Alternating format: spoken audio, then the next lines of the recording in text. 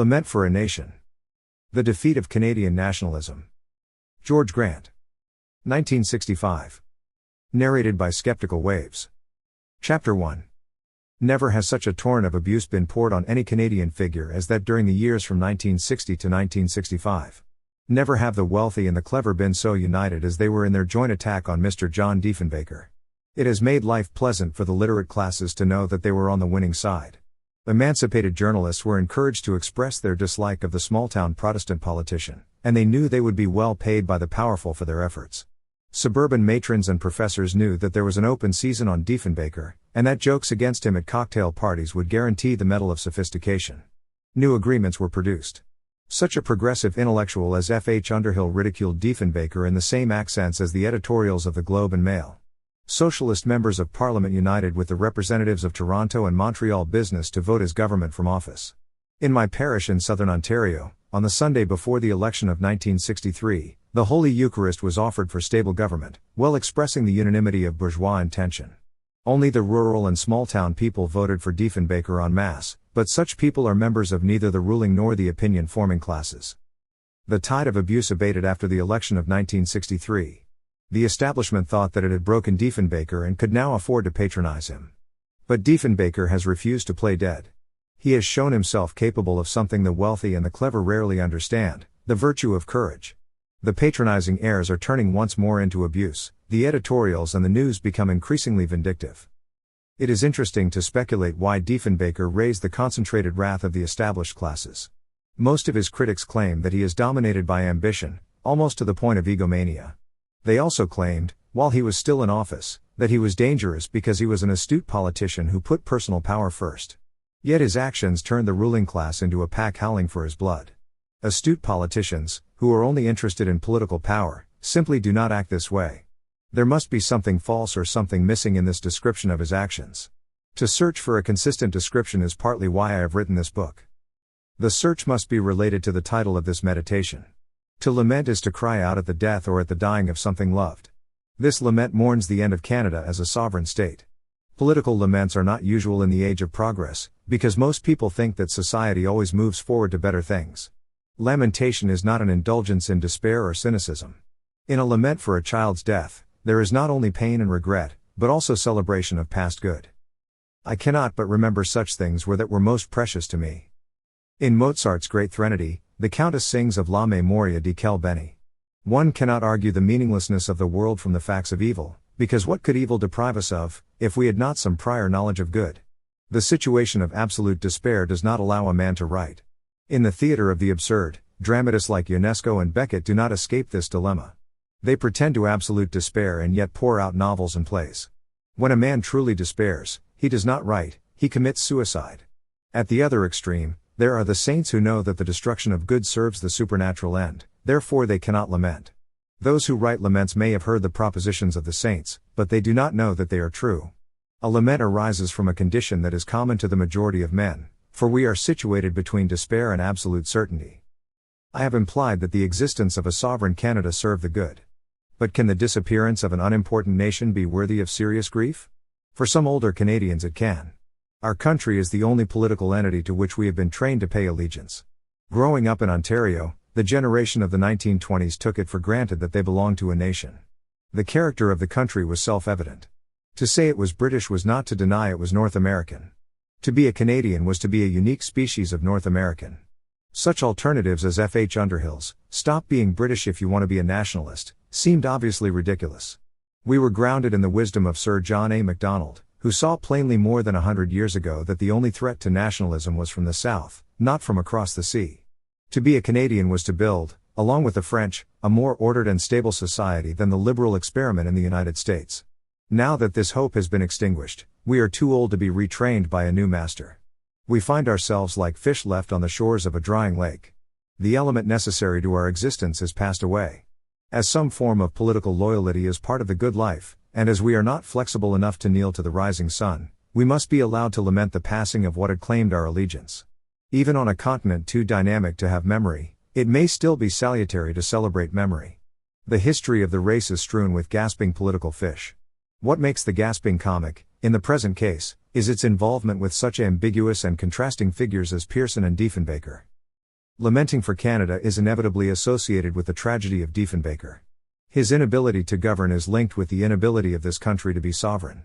In the last years, many writers have described the confusions, contradictions, and failures of the Diefenbaker government. Even when Peter Newman has exuded malice, or Blair Fraser has hidden liberal propaganda behind the mask of impartiality, their descriptions have often been accurate. Yet their accuracy is made suspect by their total argument. They rejoice that we have back in office the party of the ruling class. They generously allow that the Liberal Party had become arrogant by 1957, and that in a democratic system it is good to have alternative administrations. For example, it gives our natural rulers a proper chastening, but they never grant that. For 20 years before its defeat in 1957, the Liberal Party had been pursuing policies that led inexorably to the disappearance of Canada. Its policies led to the impossibility of an alternative to the American Republic being built on the northern half of this continent. They never grant that the seeds of Canada's surrender lay in Mackenzie King's regime. This fact and Diefenbaker's inchoate knowledge of it are ignored by the journalists of the establishment. They never allow that when the Conservatives came to office they were faced with a situation that would lead, if not corrected, to the disappearance of their country's independence. No credit is given to the desperate attempts of Diefenbaker and his colleagues to find alternative policies, both national and international, to those of their predecessors. Diefenbaker's confusions and inconsistencies are, then, to be seen as essential to the Canadian fate. His administration was not an aberration from which Canada will recover under the sensible rule of the established classes. It was a bewildered attempt to find policies that were adequate to its noble cause. The 1957 election was the Canadian people's last gasp of nationalism. Diefenbaker's government was the strident swansong of that hope. Although the Canadian nationalist may be saddened by the failures of Diefenbaker, he is sickened by the shouts of sophisticated derision at his defeat. Those who crowed at Diefenbaker's fall did not understand the policies of government that were essential if Canada was to survive.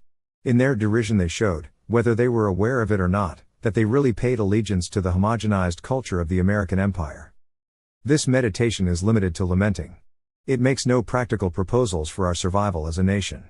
It argues that Canada's disappearance was a matter of necessity. But how can one lament necessity, or, if you will, fate? The noblest of men love it, the ordinary accept it, the narcissists rail against it. But I lament it as a celebration of memory, in this case, the memory of that tenuous hope that was the principle of my ancestors. The insignificance of that hope in the endless ebb and flow of nature does not prevent us from mourning. At least we can say with Richard Hooker, posterity may know we have not loosely through silence permitted things to pass away as in a dream. Chapter 2. How did Diefenbaker conceive Canada? Why did the men who run the country come to dislike and then fear his conception? The answers demonstrate much about Canada and its collapse. Most journalists account for Diefenbaker's failure by the foibles of his personality. Influenced by Time magazine, politics is served up as gossip, and the more titillating the better. The jaded public wants to be amused, journalists have to eat well.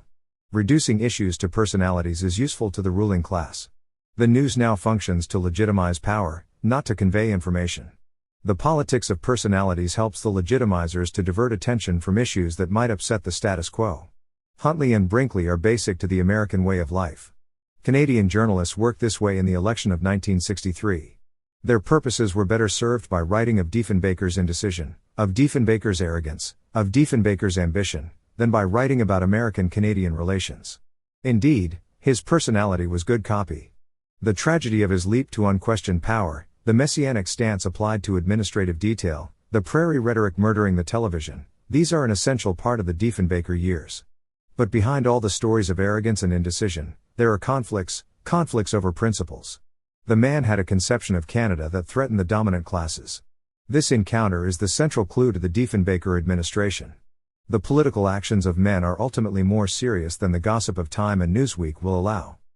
All ruling classes are produced by the societies they are required to rule. In the 1960s, state capitalism organizes a technological North America. The ruling classes are those that control the private governments, that is, the corporations, and those that control the public government which coordinates the activities of these corporations. North America is the base of the world's most powerful empire to date, and this empire is in competition with other empires. The civilians and soldiers who run its military operations increasingly crowd its corridors of power. Since 1960, Canada has developed into a northern extension of the continental economy. This was involved in the decisions made by C.D. Howe and his men. Our traditional role, as an exporter of raw materials, particularly to Europe, with highly protected industry in central Canada, gradually lost its importance in relation to our role as a branch plan of American capitalism. Our ruling class is composed of the same groups as that of the United States, with the signal difference that the Canadian ruling class looks across the border for its final authority in both politics and culture.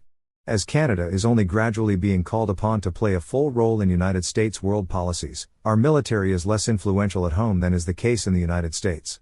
Of all the aspects of our society, the military is the most directly an errand boy for the Americans.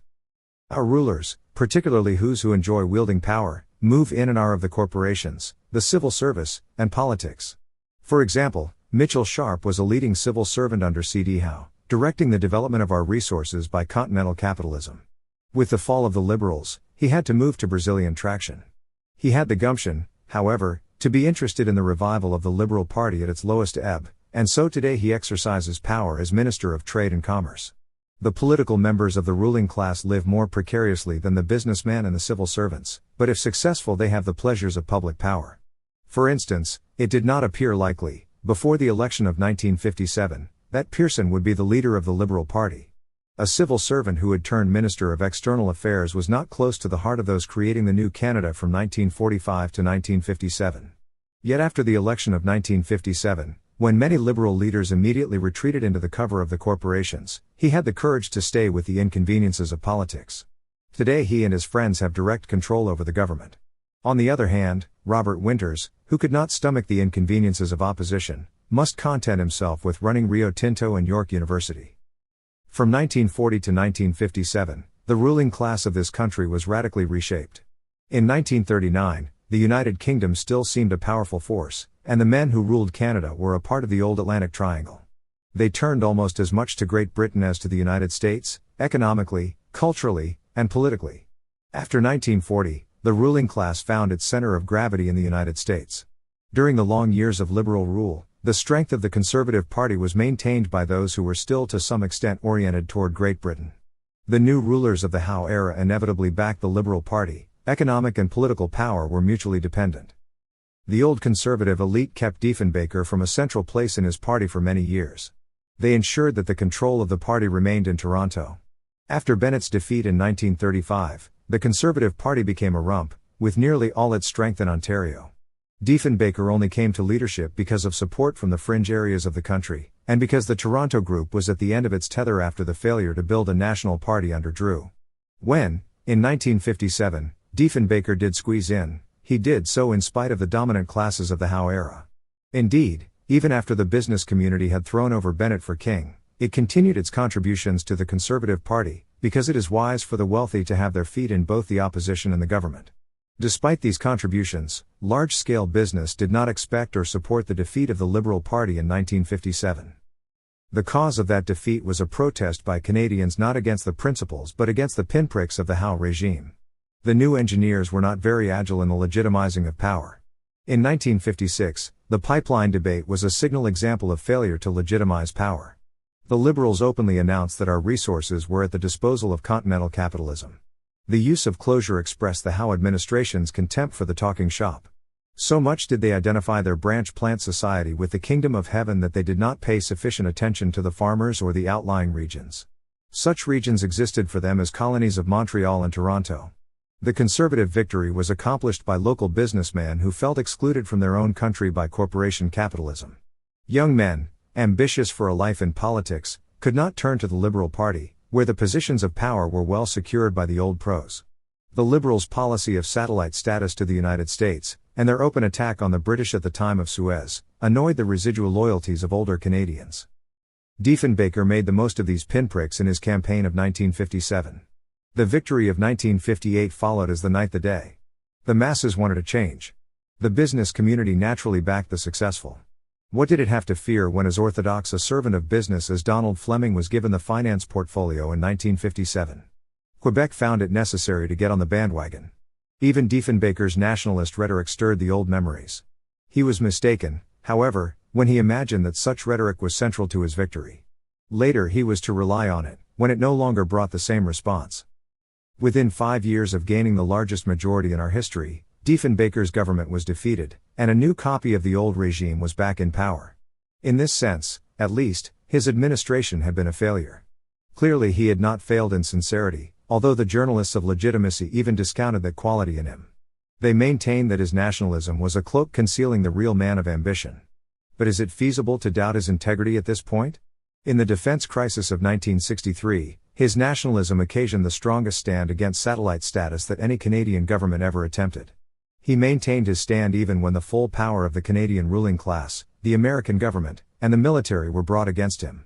It is fair to maintain that such nationalism was misguided, but it is hardly honest to judge it to be insincere. What should be asked is, what kind of nationalism brought down on top of him the full wrath of a continental ruling class, and at the same time failed to produce feasible policies of government? Diefenbaker saw his destiny as revivifying the Canadian nation.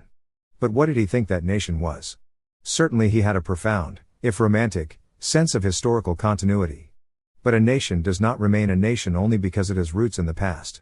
Memory is never enough to guarantee that a nation can articulate itself in the present. There must be a thrust of intention into the future. When the nation is the intimate neighbor of a dynamic empire, this necessity is even more obvious. Diefenbaker certainly saw his government as a spearhead of Canada's intention. His destiny was to revive a nation that had been disintegrating under the previous liberal regime. Yet, because he was never specific about what Canada should be, he failed.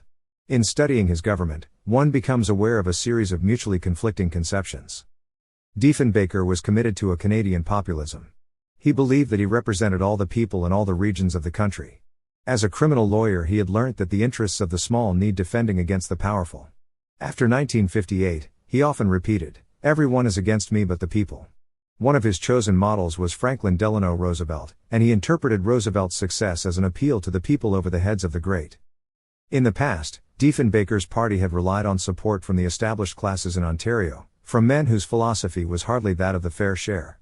Diefenbaker contradicted his populism at the very beginning of his regime by appointing Donald Fleming the Minister of Finance. As an Ontario Tory, Fleming shared nationalism with Diefenbaker, but not populism. One of the comedies of this period was the tension between a prime minister set on populism and a finance minister who was even less Keynesian than Howe. It was ironic that Diefenbaker should have consented to a conversion loan that was obviously in the interest of the bond houses, while Fleming should have listened to his prime minister attacking the chartered banks over television. The tension between Diefenbaker and the business conservatives was reconciled in the election of 1963. Nearly all the economic power deserted the Conservative Party. He did not convince them with his nationalist appeals. The history of the breed does not make this surprising. The wealthy rarely maintain their nationalism when it is in conflict with the economic drive of the day. By 1957, many Canadians could do with a spot of populism. The Howe-Abbott-Harris regime had run the country in the interests of Toronto-Montreal and their representatives in other provinces. The regime was building an expansionist society for the entrepreneur, the salesman, and the stockbroker. Diefenbaker's increased welfare payments and aid to outlying regions showed him turning to the people. But populist democracy is a dying force in contemporary America. It belonged to the Saskatchewan or Wisconsin of Diefenbaker's youth, not to those who work for Simpson Sears or General Motors. When he combined his prairie populism with the private enterprise ideology of the small town, it made a strange mixture. Diefenbaker, the foe of bureaucracy and planning, went ill with Diefenbaker, the admirer of Roosevelt. Nor did his talk of free enterprise belong to an older Canadian conservatism, which had used public power to achieve national purposes. The Conservative Party had, after all, created Ontario Hydro, the Corner, the Bank of Canada, and the CBC. Populism plus small-town free enterprise was entirely inadequate, and it could not come to terms with the society that had arisen since the war. Central Canada had grown into an industrialized complex. Any government to remain in office had to meet the new needs of this sector. A government set upon national revival had to do even more. It had to reverse the trend that was taking the keystone of the country and integrating it with Michigan and New York. Diefenbaker's administration did neither. He did not meet the needs of this heartland, and he realized no nationalist ends. His remarkable achievement was to alienate the support of both the rulers and the ruled in both Ontario and Quebec. The Conservatives came to power at a time when world economics were less favorably disposed to Canada than at any time since the war. The less prosperous felt the pinches of the recession which started in 1957. Diefenbaker did not meet this situation with any coordinated economic plan. The government only alleviated the growing unemployment by winter works, and scarcely touched upon the problems caused by automation. Diefenbaker lost the wide support he had once held among the ordinary people of Ontario. Those who were suffering came to think his nationalism was the usual political yapping. Once more the Conservative Party was associated with unemployment and recession. At the same time, Diefenbaker succeeded in antagonizing the citadels of corporate power. His talk of free enterprise meant no more to corporate wealth than Barry Goldwater's did in 1964. During the Howe era, the wealthy had become used to running the country. They assumed it was natural there should be an identity of interest between themselves and the Liberal government. It is quite clear that this identity was far less complete under the Conservatives, despite Donald Fleming, than under the Liberals. The Conservatives handled the machine of state capitalism less skillfully than had the Liberal smoothies. Not only did Diefenbaker lose political support in industrial Canada, he did not accomplish the work of economic nationalism. The Northern vision was a pleasant extra, but no substitute for national survival. During his years in office, American control grew at a quickening rate. This was the crucial issue in 1957. If Canada was to survive, the cornerstone of its existence was the Great Lakes region. The population in that area was rushing toward cultural and economic integration with the United States. Any hope for a Canadian nation demanded some reversal of the process, and this could only be achieved through concentrated use of Ottawa's planning and control. After 1940, nationalism had to go hand in hand with some measure of socialism.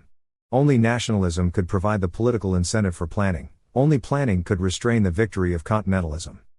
Later I will argue that no such combination was possible, and therefore our nation was bound to disappear. To write of ifs in history is always foolish. Nevertheless, if Diefenbaker had been a realistic nationalist, he would have had to try some such policy. He would have had to appeal over the heads of corporation capitalism to the masses of Ontario and Quebec. He would have had to mobilize the electorate to support the use of Ottawa's power for nationalist purposes. Above all, he would have had to have known that the corporation elite was basically anti-national. Perhaps a criminal lawyer who had spent his life between Prince Albert and Ottawa could remain unaware of what had happened in central Canada since 1940. After his sweeping victory of 1958, Diefenbaker even seems to have thought that he had become a leader of all the people, a conception that corporation capitalism could never take seriously. Had he forgotten why he had been kept by the traditional Ontario classes from the leadership of his party for so long, and how he had come into power in 1957? Never in Canadian history had a party come to power with fewer debts to large business than in the election of 1957. But Diefenbaker seems to have been blinded into believing that the powerful of central Canada could still be appealed to as my fellow Canadians, and were not committed to continentalism by the very nature of what they did. He seems to have been blinded into believing that Canadianism could provide the basis for a harmony of interests between his populist nationalism and the new central Canada. The Canada he thought about was not the country he was required to govern. There is something naive about Diefenbaker's attacks on Toronto and Montreal business in the 1963 election, particularly in the light of the economic policies his government had pursued from 1958 to 1962. It is not surprising that the only literate and established voice on the side of Diefenbaker in the election of 1963 was Senator Grattan O'Leary, who was himself caught in the trap of romantic nationalism. Senator O'Leary also was a supporter of both nationalism and capitalism. He could presumably combine the two because he thought the leaders of Canadian capitalism after 1940 were still nationalists. There seems less excuse for such nonsense from the publisher of a great Eastern newspaper than from a Western lawyer. It is, nevertheless, startling that the Western lawyer could still believe capitalists were nationalists after a term as Prime Minister.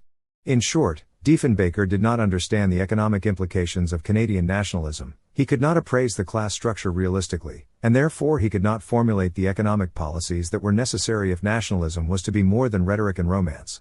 Even after his defeat, he does not seem to have learnt these lessons.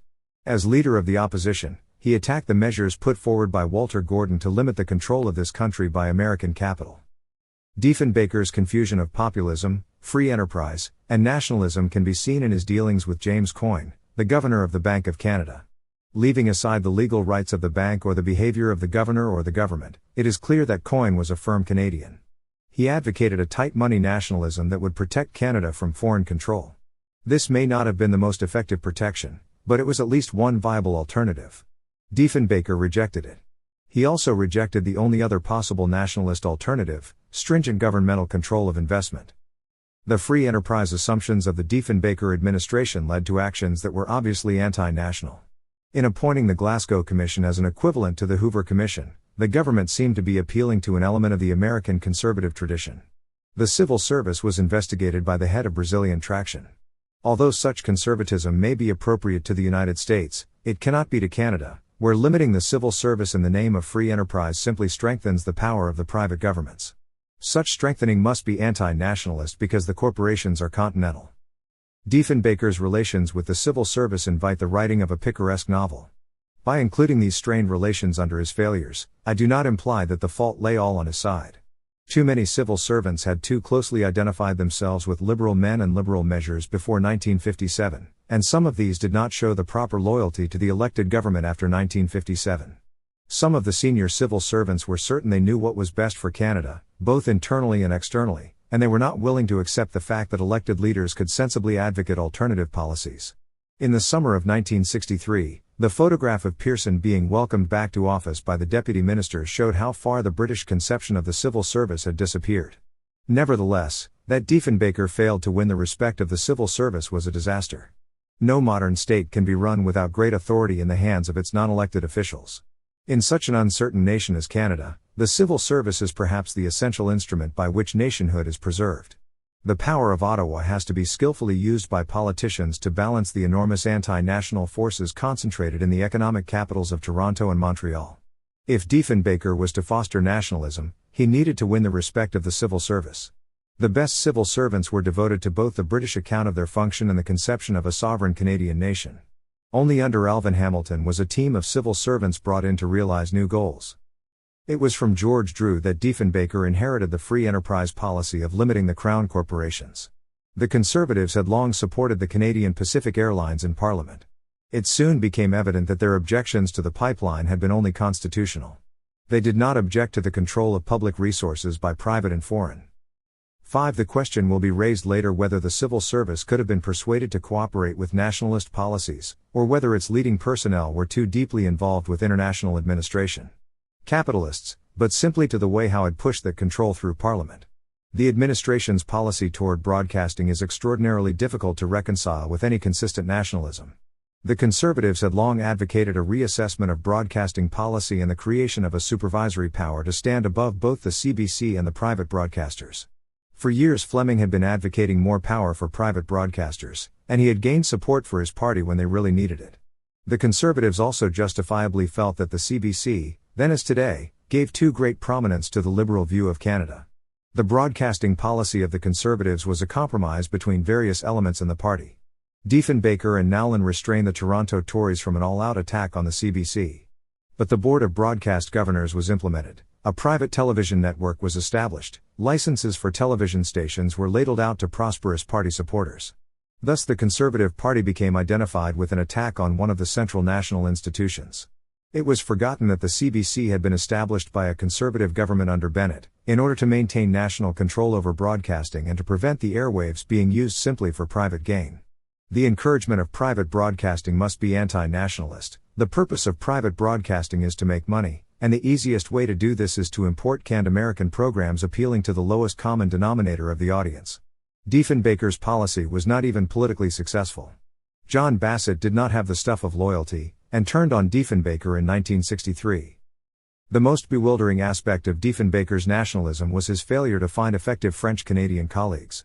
The keystone of a Canadian nation is the French fact. The slightest knowledge of history makes this platitudinous. English-speaking Canadians who desire the survival of their nation have to cooperate with those who seek the continuance of Franco-American civilization. The failure of Diefenbaker to act on this maxim was his most tragic mistake. The election tactic of 1957, by which the Conservatives made no appeal to French Canada, helped to gain them an initial plurality. This may have been necessary after all the years of liberal double-talk. The cynical belief that Quebec would go along with the winning side proved correct in 1958. How, on so base a motive, did Diefenbaker expect to build a permanent loyalty to the Conservative cause among a sophisticated and threatened people? With 50 Quebec seats behind him from 1958 to 1962, Diefenbaker does not seem to have sought serious French lieutenants who could mediate the interests of their people to the rest of the country. He seems to have contented himself with the rag and bobtail of the Union Nationale. Despite present propaganda, there were noble elements in that party. Even after the death of Duplessis, in September of 1959, Diefenbaker does not seem to have tried to bring such obvious Quebec conservatives as Bertrand into his cabinet. Duplessis' death was followed immediately by that of his successor, J.M.P. Sauvé, in January of 1960. This was the deepest blow that Canadian conservatism ever sustained. Sauvé could have become the first French-Canadian conservative prime minister. However, This disaster need not have prevented Diefenbaker from seeking out other leaders from the Union Nationale. There was one aspect of Diefenbaker's nationalism that was repugnant to thoughtful French Canadians, however attractive to English-speaking liberals and New Canadians.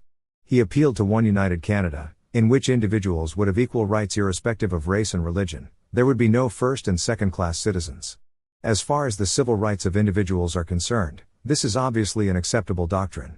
Nevertheless, the rights of the individual do not encompass the rights of nations, liberal doctrine to the contrary.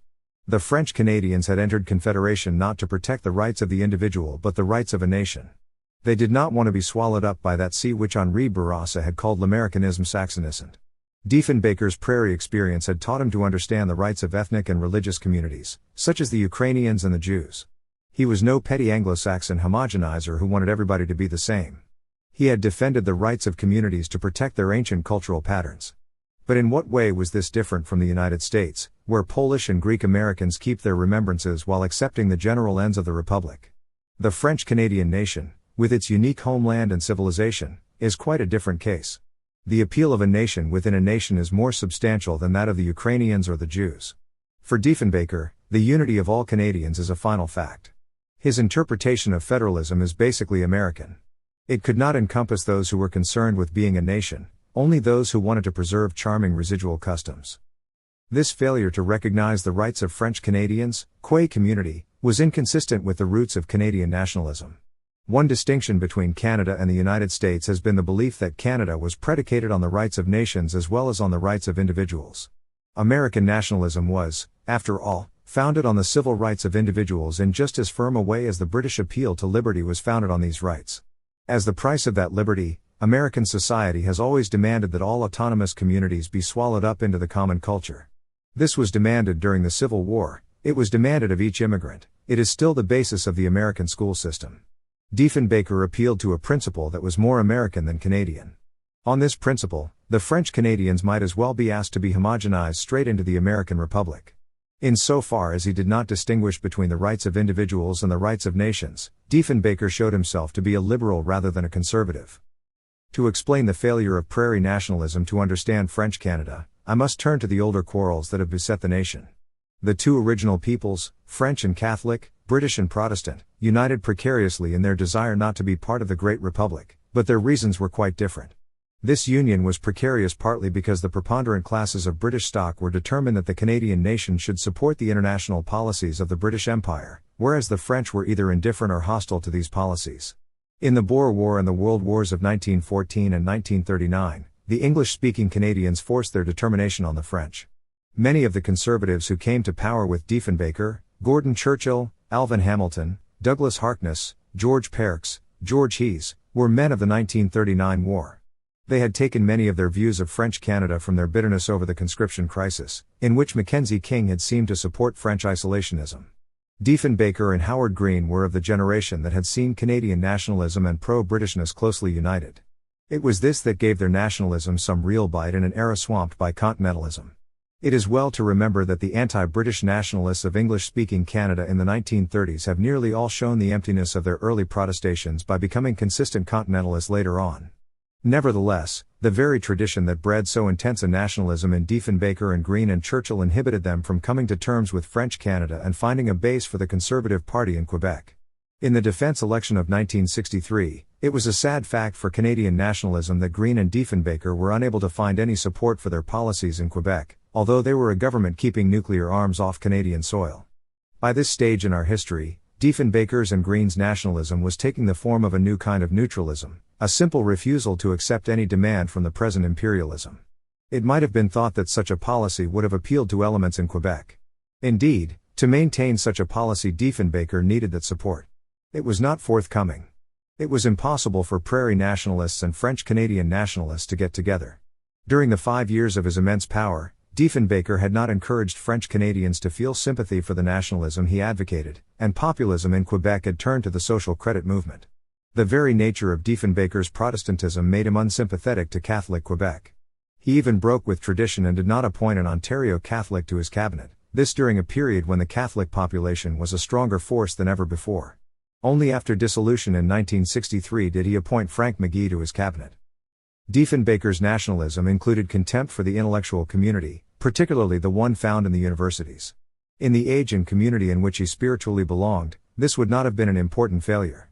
The universities had no great political place in the 1920s and 1930s, but in the 1950s and 1960s, they were playing a more public role. Both Roosevelt and Kennedy had found it useful to harness elements from the intellectual community to their administrations.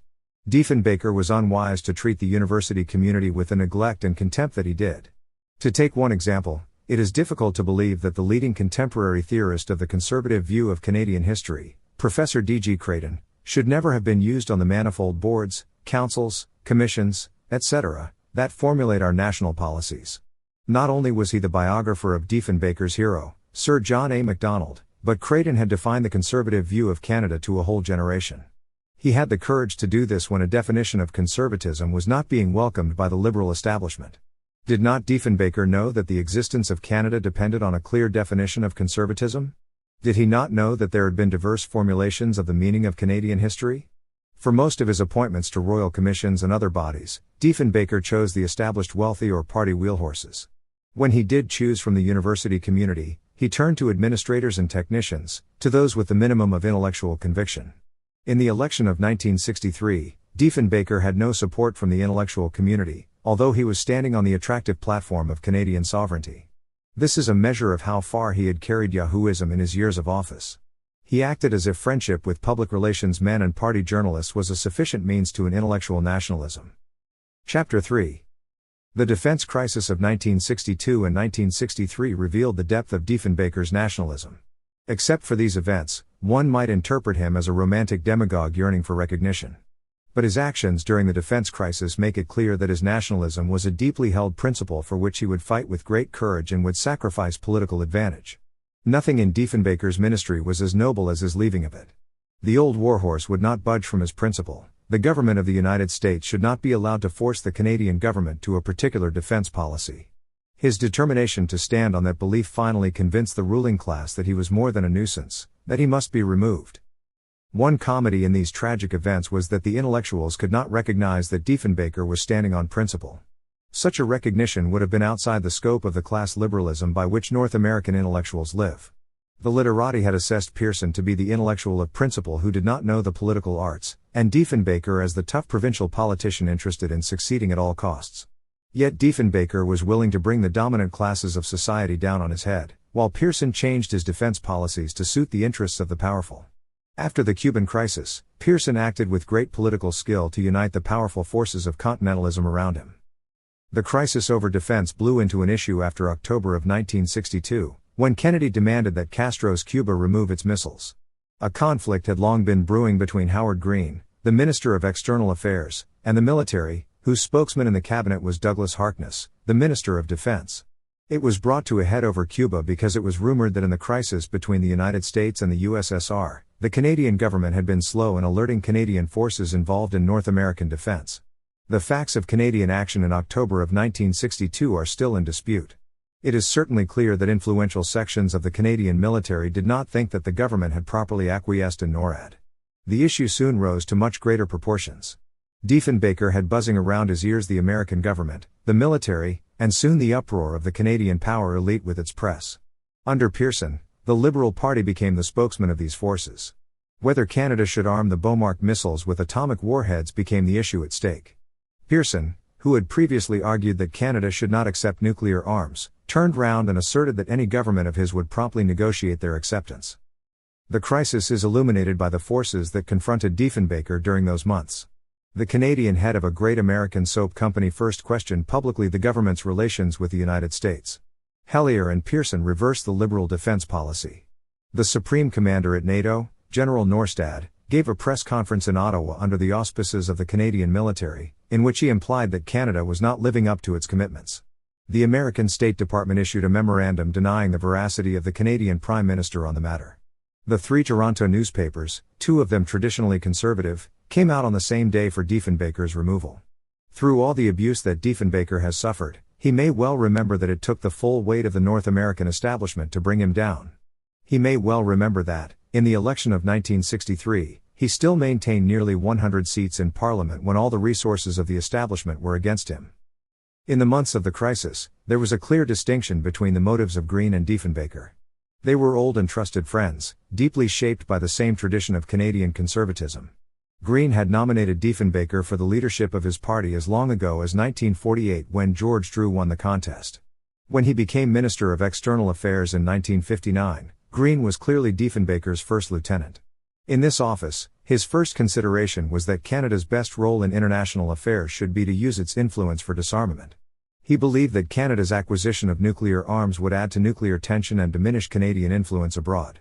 In all this, he took for granted that there was such an entity as Canada, that it was sufficiently a sovereign nation for this kind of policy to be possible. During and after the Cuban crisis, another factor came more to the fore. Green publicly questioned American actions around the world, not only in Laos and Vietnam. He went as far as to warn the Americans that their preponderant power might tempt them to be bullies. Indeed, in those months he expressed a deeper disquiet about the role of the United States in the world than any Canadian leader had done for generations. In Parliament, on January 24, 1963, he said, "The Cuban episode has made perfectly clear that in the world today the preponderance of power is with the United States. No longer is it a question of two great equal nuclear powers. I suggest that at the present time the United States is beyond any shadow of doubt preponderant in power. That, Mr. Chairman, may constitute quite a temptation. When you are the biggest fellow in the schoolyard, it is quite a temptation to shove everybody else around. Now, I am confident that there will be no such development in United States policy. I am confident that they will not adopt a policy of getting tough with their allies. For Canada, of course, it is particularly important whether anything of that kind develops." Whether he was wise to be so explicit depends on how one interprets the role of the United States in the world, and this question cannot be undertaken here. Suffice it to say that for those who accept Howard Green's interpretation, his actions during those months make him one of the rare politicians who literally deserve the prefix Right Honourable. Whether wisely or not, Canada played a more independent role internationally during those short months than ever before in its history. It was not likely that the American government under Kennedy would take such talk lightly from its closest ally. The gentler regime of Eisenhower was a thing of the past. In 1962, Kennedy had made clear that the United States was no longer going to take any nonsense from its allies. An air of innocence pervades Green's statements about the United States. He spoke as if his comments would be taken in friendship. He seemed unaware that he was an official in a satellite country. Can an ant be an ally with an elephant? Diefenbaker stood for a much more limited nationalism. He did not criticize American world policy, but insisted that Canadian defense policy should not be determined in Washington. Only at one point did he by implication criticize American world policy. In calling for the UN to investigate Cuba, he implied that he did not automatically accept Kennedy's account of the facts. At no other time did he imply any criticism of America's world role, he simply affirmed his belief in Canadian sovereignty. In his speech to Parliament on February 5, 1963, just before it voted down his government, surely a great document of Canadian nationalism, he did not attack American policy even when the weight of the American government was being used against him through General Norstad's press conference and the press release on Canadian relations by the American State Department. Even during the following election, when he was under attack by such friends of the Kennedys as the publisher of Newsweek, and when the Liberals had the Kennedys' own election expert Louis Harris advising them, he refrained from any attack on the aims of the American empire. He continually repeated that Canada should settle its defense commitments after the facts were clarified by the NATO meetings in May of 1963. His opponents successfully raised the cry of indecisiveness. Decisiveness had become a good slogan under the Kennedys. They explained his actions by saying that he was trying to have the best of Harkness's and Green's positions for the low motive of political success. Such an explanation cannot hold water for the simple reason that he was willing to let Harkness go, and in doing so he must have known the price he was paying. His speech at the dissolution of Parliament made clear that the one thing he would not stomach was the United States government determining Canadian defense policy. Diefenbaker and General Perks, the defense minister before Harkness, had negotiated the acceptance of the Bomarks when they scrapped the Arrow program. The Bomarks were useless without nuclear warheads. It was claimed that in refusing the warheads Diefenbaker was reneging on his own commitment to the United States. It was even claimed that he might not have understood the nature of the original commitment. In refusing to make up his mind about accepting the warheads, he was accused of being indecisive.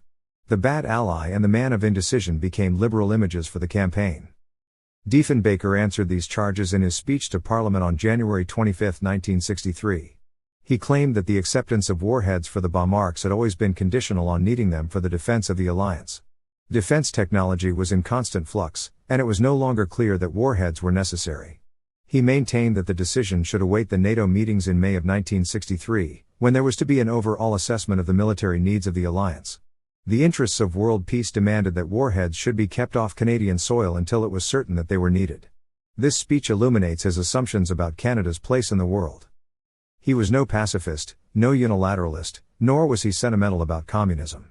If nuclear arms were necessary for North American defense, Canada would take them. He also assumed that NATO was an alliance and not simply an American instrument. After all, it was the Russians who had maintained the contrary for many years. Canada's sovereignty entailed that our defense policy be determined in Ottawa. These last two assumptions did not correspond with reality and could not be politically sustained in the climate of Diefenbaker's own country. How much was Diefenbaker aware that Canadian nationalism was no longer an effective rallying cry in the urban Canada of 1963? Did a man with his past realize how much the structure of society had been changed in the Howe era so that the ruling class was no longer indigenous? Was he aware that a branch plant society could not possibly show independence over an issue on which the American government was seriously determined? Most Canadians were as convinced as the American public that Kennedy had been right doing what he did in Cuba, and that his actions showed the wisdom of decisiveness in foreign policy. So decisiveness was subtly identified with Canada's need to have atomic arms. Green's appeal to a gentler tradition of international morality had little attraction for the new Canada, outside of such unimportant groups as the Voice of Women. It seems likely that Diefenbaker actually believed that NATO was an alliance of sovereign states, not an instrument of the American empire.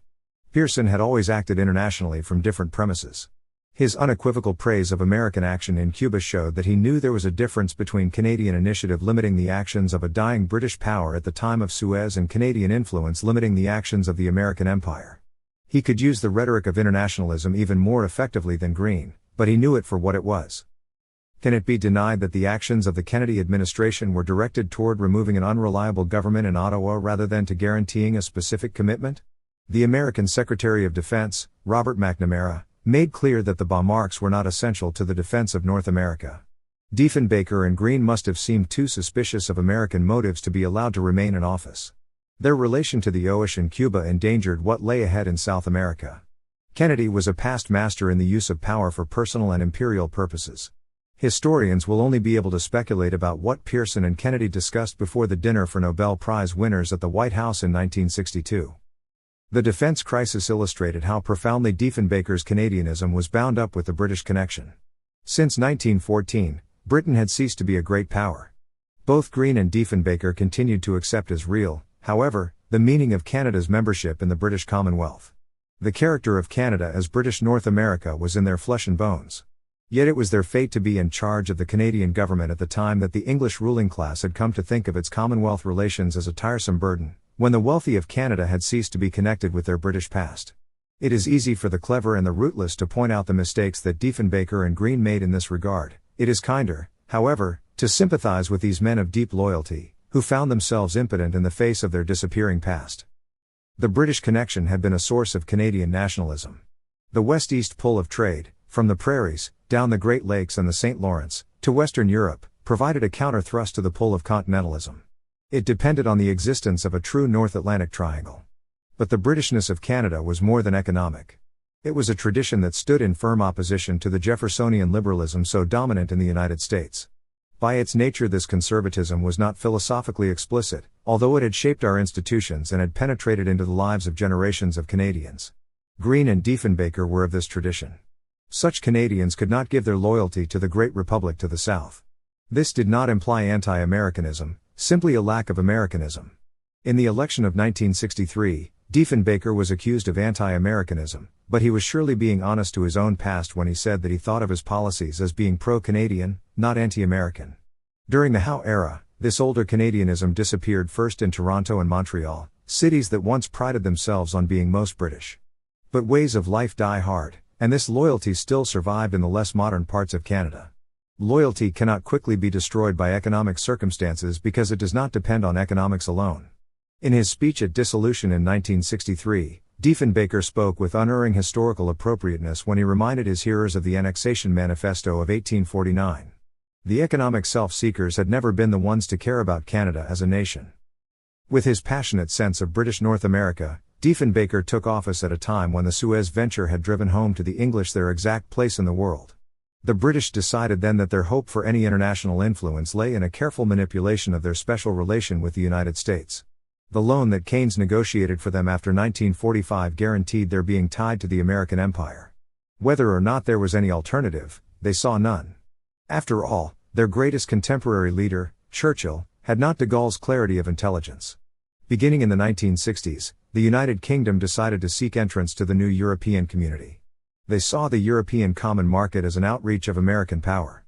They desired to free themselves as gracefully as possible from Commonwealth commitments. The length to which the English were willing to carry their special relation was seen in Lord Hume's trumpeting of support for American policy in Cuba, and Mr. Macmillan's ability to eat crow when the Americans cancelled the Skybolt program. As realistic a politician as de Gaulle graphically described the English as a Trojan horse when he vetoed their entrance to Europe in January of 1963. In this context, the appeal of the Conservatives to the British connection carried an air of unreality. The pattern of Canadian trade could not be changed in the way Diefenbaker suggested in 1957.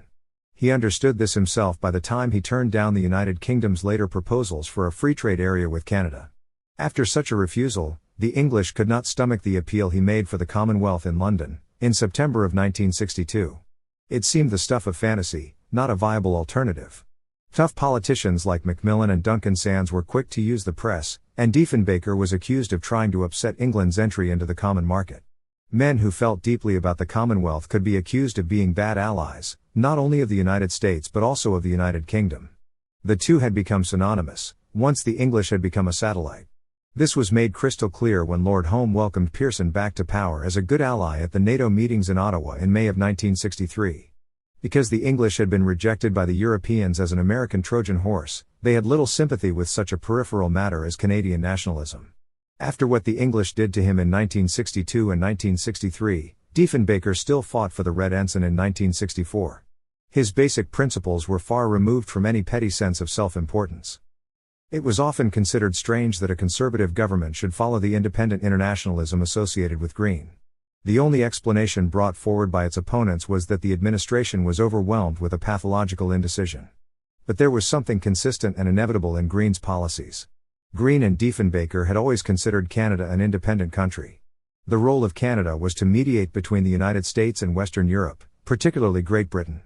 But this conception could no longer fit the facts. By the 1950s, NATO was a servant of the American empire. The Canadian elite accepted the consequences of this for Canada. But Green could not accept the end of independence. He cried out against Canada becoming a vassal. As the Commonwealth had so little substance, the only role now possible seemed that of an independent agent in the United Nations, exerting influence for disarmament. His Protestant idealism pointed in the same direction. But such independence in international relations was not something the dominant forces in Canadian life could accept. The sincerity of Diefenbaker's nationalism is established by the fact that he stood by Green, and would not accept the American demands, even when it was in his overwhelming interest to do so. One is reminded of Milton's Abdiel, unshaken, unseduced, unterrified. Chapter 4. In the light of Diefenbaker, I would like to turn to the Canadian establishment and its political instrument, the Liberal Party. There are three arguments for nationalism that could justify the Liberals. First, the Liberals are the realistic defenders of this country, piloting us through the shoals of foreign control and internal dissension that might shipwreck Canada. Second, in the 20th century it is inevitable that Canada should be swallowed up. Since 1940 this should have been obvious to any political analyst. Liberal leadership has recognized this and has taught the masses to accept it smoothly. Third, Canada's disappearance is not only necessary but good. As part of the great North American civilization, we enter wider horizons. Liberal policies are leading to a richer continentalism. The second and third arguments are often taken to be the same. They are identified because men assume in the age of progress that the broad movement of history is upward. Taken as a whole, what is bound to happen is bound also to be good. But this assumption is not self-evident. The fact that events happen does not imply that they are good. We understand this in the small events of personal life. We only forget it in the large events when we worship the future. The last two arguments for the Liberals are, therefore, clearly distinct.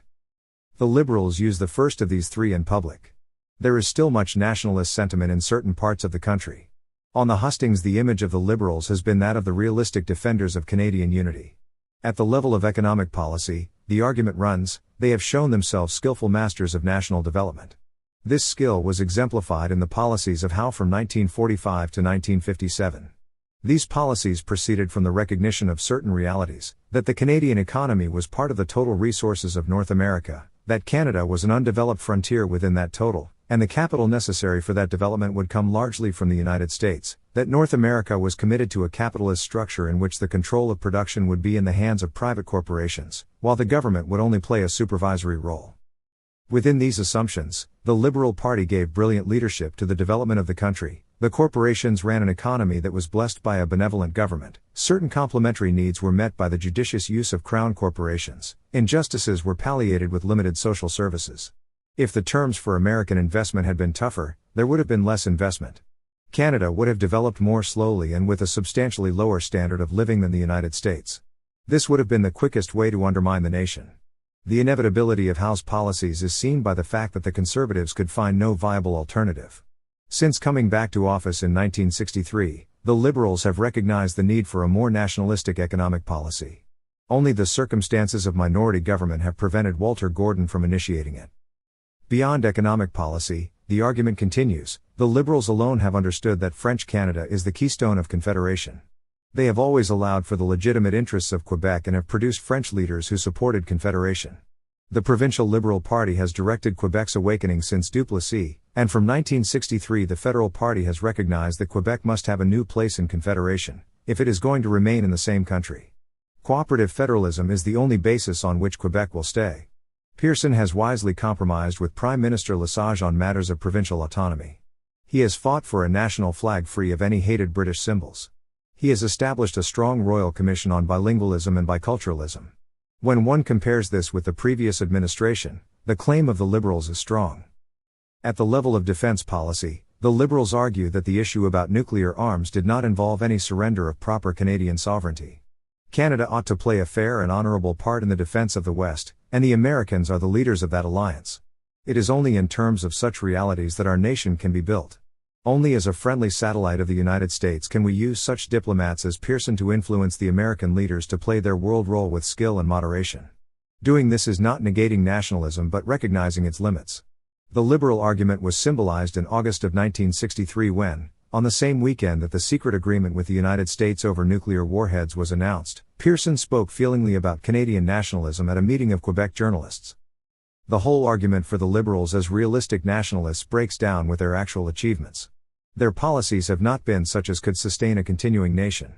The old adage "the operation was a success but the patient died" can be too readily applied. They were in office during the years when the possible basis for nationalism disappeared. It was under a liberal regime that Canada became a branch plant society. It was under liberal leadership that our independence in defense and foreign affairs was finally broken. It is perfectly convincing to argue that these policies were necessary for Canada or to argue that they were good for Canada. The widespread claim that the Liberals were the best possible regime is not the issue at this point. It may be convincing to argue that if Howe had not existed, we would have had to invent him. But it is absurd to argue that the Liberals have been successful nationalists. The Liberals failed in English-speaking Canada. If the nation were to survive, it had to be anchored in both English and French-speaking Canada, and a modus vivendi had to be established between the two.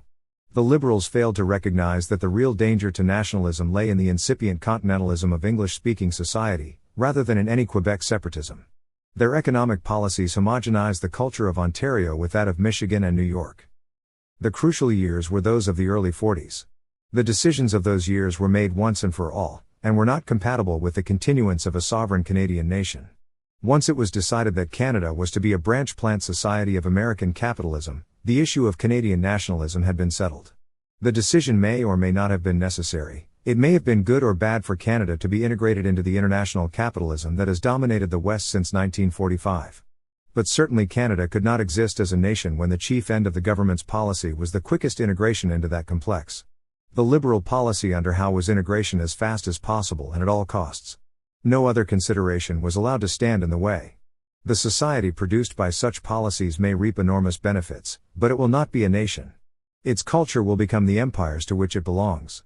Branch plant economies have branch plant cultures. The O'Keefe Centre symbolizes Canada. The Ontario vote in the national election of 1963 showed what that society had become. In the southern metropolitan areas, the writ of the Continental corporations runs with small impediment, and the Liberals swept the board. A society dominated by corporations could not vote for an independent defense policy. The power of the American government to control Canada does not lie primarily in its ability to exert direct pressure. The power lies in the fact that the dominant classes in Canada see themselves at one with the continent on all essential matters. Dominant classes get the kind of government they want. The nature of our rulers was determined by the economic policies of the Liberals in the 1940s. The matter can be summed up quickly. The policies pursued by Howe produced a ruling class composed of such men as E.P. Taylor. In the winter of 1963, Mr. Taylor was quoted as saying, "Canadian nationalism. How old-fashioned can you get?" The Democratic argument asserts that it took more votes than the votes of the powerful to make Pearson Prime Minister. Was it not the majority of Canadian people, and not simply the managers, that settled the issue? To meet this argument would require a long account of corporation capitalism and the processes whereby power is legitimized. This can obviously not be done in a short space. Let it suffice to make the following point: in no society is it possible for many men to live outside the dominant assumptions of their world for very long.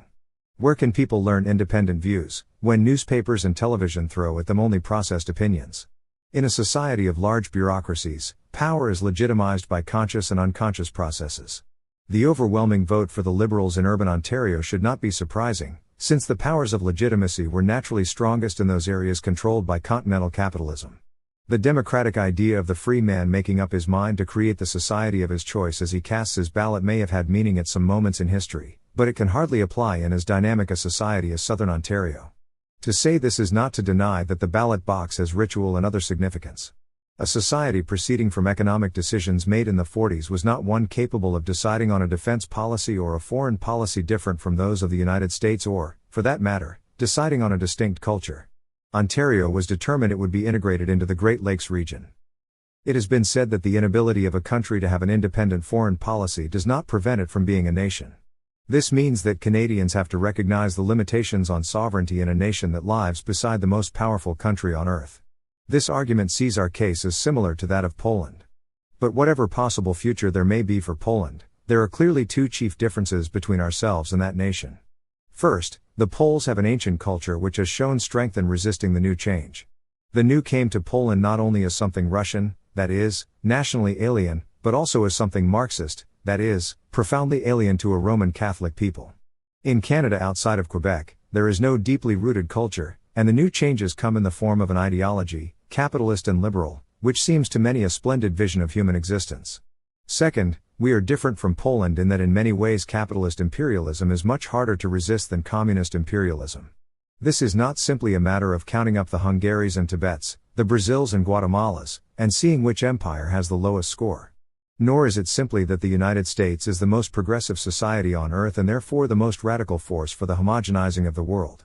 By its very nature, the capitalist system makes of national boundaries only matters of political formality.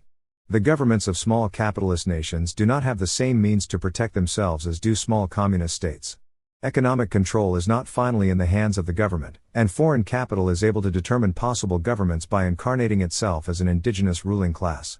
When Pearson praised Howe at the Liberal Convention of 1958, he was surely showing that the existence of the Canadian nation was not a priority on the agenda of the Liberal Party. The one implies the other. Whether or not Pearson intended or recognized this implication is fundamentally unimportant. I do not wish to impugn the motives of the Liberal leaders. To understand public events, it is necessary to distinguish between decision and intention. Intention, political or otherwise, is always hard to fathom.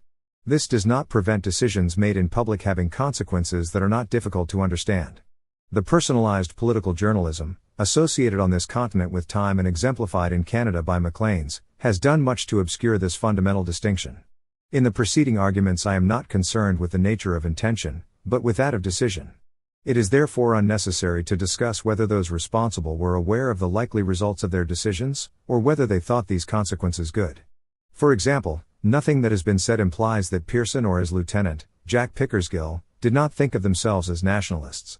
To speculate about the intentions of those who were responsible for these decisions would require a series of biographies.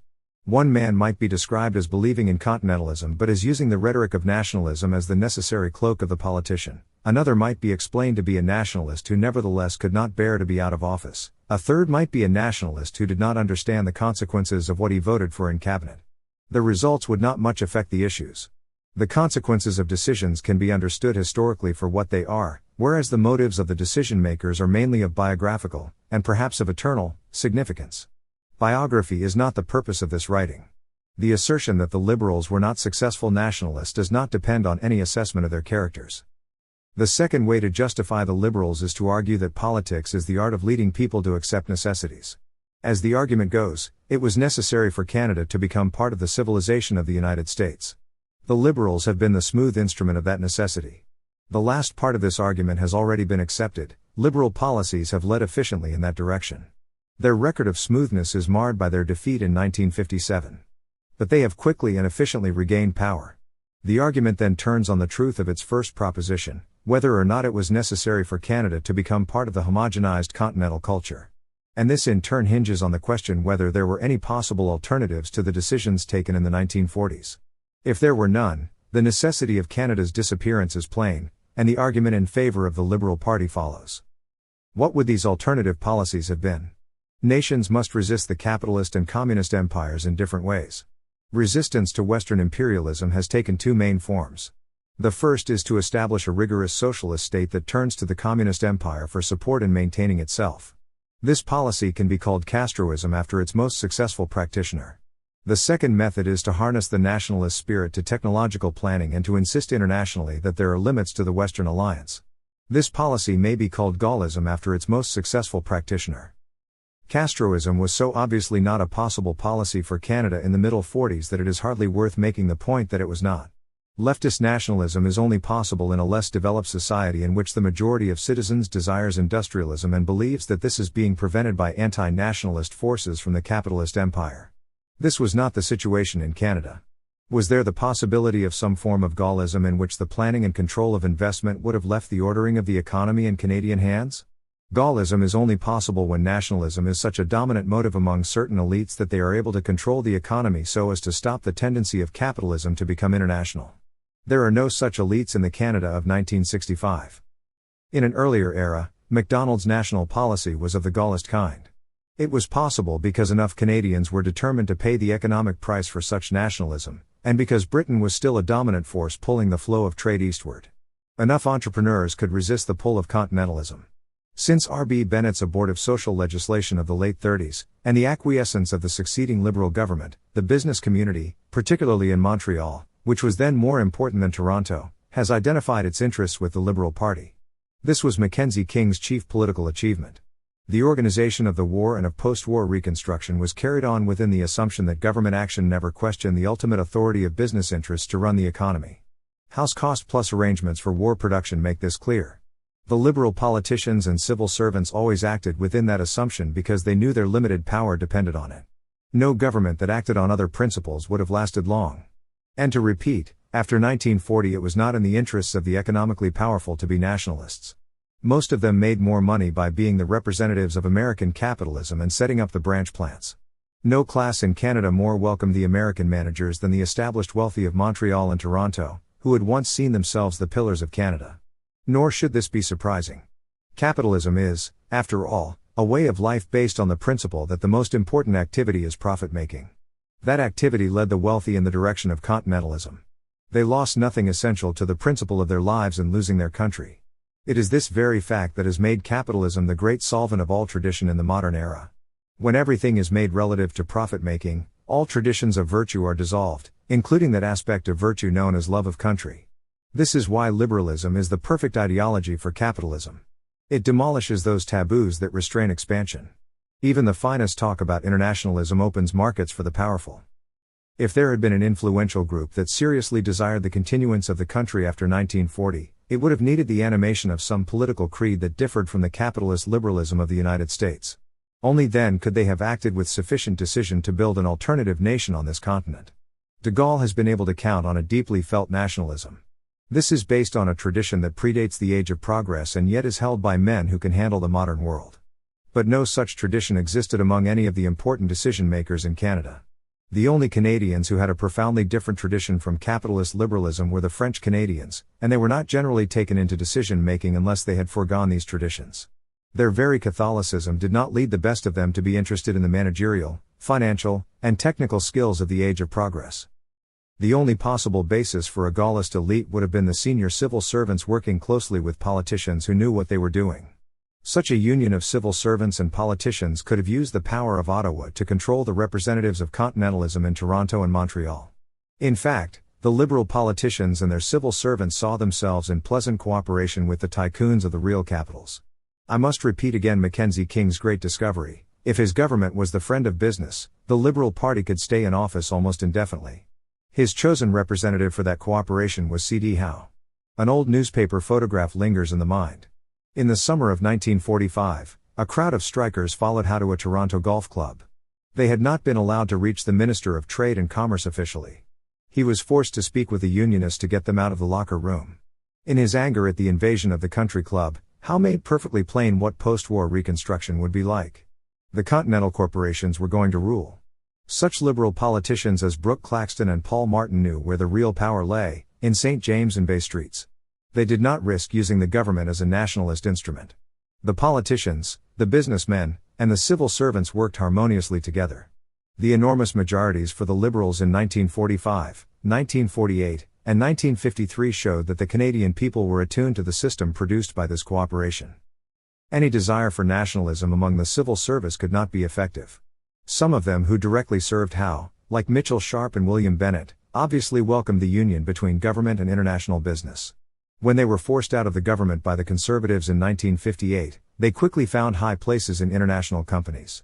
But what of the traditional civil servants in the departments of finance and external affairs? They had given their lives to government service and presumably wanted to serve a sovereign Canada. For over a generation, choruses of praise have been offered to these civil servants. How wonderful for Canada that it should be represented by such permanent officials as Norman Robertson and Robert Bryce. They have been spoken of as a kind of secular priesthood. Yet the country they represented is now a fragmented nation, a satellite. It would be a travesty to deny that most of them wanted to preserve their country. But they were not of the diamond stuff of which nationalists must be made in these circumstances. Their education was not of a kind to produce a realistic attitude toward the 20th century. The officials of the Department of Finance had mostly learnt their economics at Queen's University in Ontario, where the glories of the free market were the first dogma. But nationalism was negated by the policies that proceeded from such a dogma. The officials of external affairs had mostly been educated in the twilight skepticism of Oxford liberalism. This kind of culture does not give one the stamina to be a nationalist in the 20th century. They went on representing Canada at significant conferences, while the new Canada was being shaped by other hands in southern Ontario.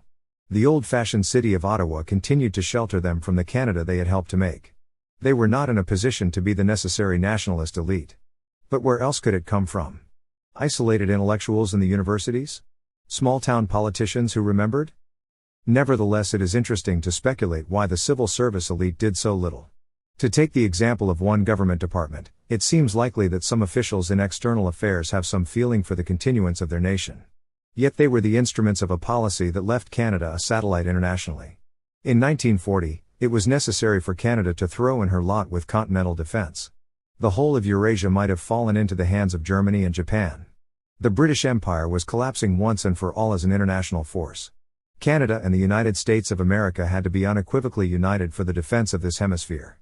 But it is surprising how little the politicians and officials seem to have realized that this new situation would have to be manipulated with great wisdom if any Canadian independence was to survive.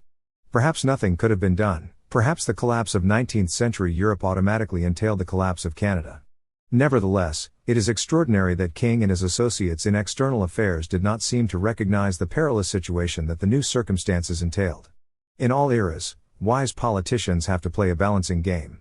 How little the American alliance was balanced by any defense of national independence.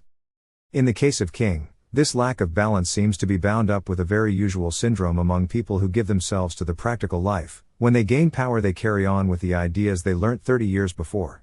King had seen the center of Canadian independence as being threatened by the British. He had been raised by a beloved mother who was impregnated with the memory of the supposed injustices that her father, William Lyon Mackenzie, had received at the hands of the British. Even after 1940, he still held the fear that Canadian independence was threatened from Whitehall. It may also have been that King was sufficiently held by liberal theory to believe that the United States was a democracy, and therefore not in essence an imperial power like the old societies of Europe. His relations with the Rockefellers were certainly a classic case of the ability of liberals to fool themselves about the relation between capitalism and democracy. King seems to have admired instinctively the liberal rhetoric of Franklin Delano Roosevelt, and Roosevelt surely stands as a perfect example of the division between ideology and action.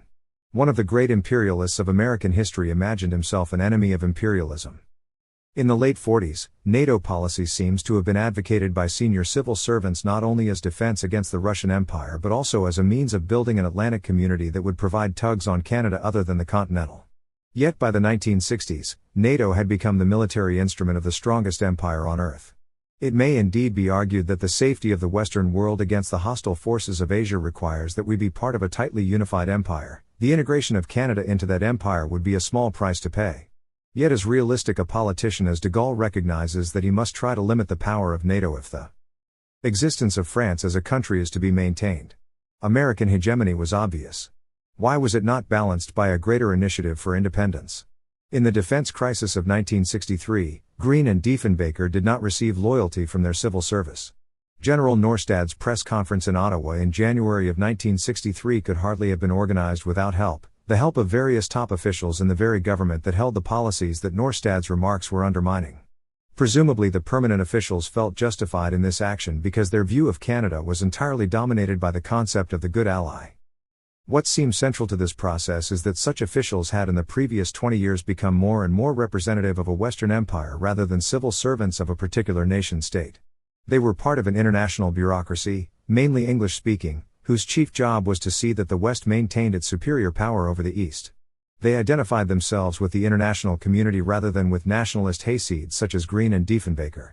In the final analysis, they were provincial servants of the greatest empire since Rome. Was there anything that could have been done to preserve Canadian independence after 1960? Where were the people in Canada who could have done it? Chapter 5. The confused strivings of politicians, businessmen, and civil servants cannot alone account for Canada's collapse. This stems from the very character of the modern era. The aspirations of progress have made Canada redundant. The universal and homogeneous state is the pinnacle of political striving.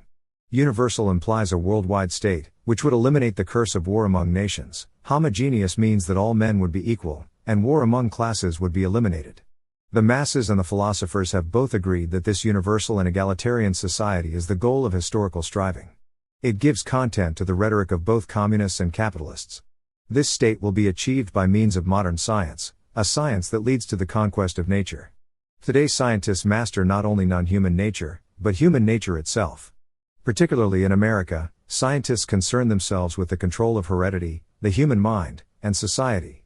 Their victories in biochemistry and psychology will give the politicians a prodigious power to universalize and homogenize. Since 1945, the worldwide and uniform society is no longer a distant dream but a close possibility. Man will conquer man and perfect himself. Modern civilization makes all local cultures anachronistic. Where modern science has achieved its mastery, there is no place for local cultures. It has often been argued that geography and language caused Canada's defeat. But behind these there is a necessity that is incomparably more powerful. Our culture floundered on the aspirations of the age of progress. The argument that Canada, a local culture, must disappear can, therefore, be stated in 3 steps. First, men everywhere move ineluctably toward membership in the universal and homogeneous state. Second, Canadians live next to a society that is the heart of modernity. Third, nearly all Canadians think that modernity is good, so nothing essential distinguishes Canadians from Americans. When they oblate themselves before the American way of life, they offer themselves on the altar of the reigning Western goddess. When Pearson set out on his electoral campaign of 1963, he was photographed reading Will Durant's The Dawning of the Age of Reason. To Durant, the age of reason is the age of progress. The book was therefore appropriate reading for Pearson, who was about to persuade Canadians to adopt American atomic arms. There are many who would deny the second statement in the previous paragraph, that the United States is the spearhead of progress. Strangely enough, the two groups that deny it do so from opposite positions. The Marxists deny it from progressive assumptions, and American conservatives deny it because they consider their country the chief guardian of Western values. These 2 points of view are sometimes confused and combined by certain Europeans whose jealousy of the United States leads them to accuse Americans of being too reactionary and too modern at one and the same time. To maintain my stand that the United States is the spearhead of progress, these 2 denials must be refuted. To do so, I must turn away from Canadian history to the more important questions of modern political theory. Marxists believe that their philosophy leads to the true understanding of history. They insist that the aims of the United States are hostile to the interests of developing humanity. They assert that American corporation capitalism, its system of property relations and consequent world policies, makes the United States an essentially reactionary rather than a progressive force. The Russian and Chinese leaders may disagree on how to deal with this situation, but they do not disagree about the diagnosis. Canadian Marxists have therefore argued that Canadian nationalism serves the interests of progress because our incorporation in the United States would add to the power of reaction in the world. To be progressive in Canada is to be nationalistic. To see where the Marxists are wrong in detail about Canada, I must discuss where they are wrong about the age of progress in general. Marx believed that history unfolds as progress, and that when man's control of nature has eliminated scarcity, the objective conditions will be present for a society in which human beings no longer exploit each other. With the end of exploitation, men will not be alienated from their own happiness or from each other.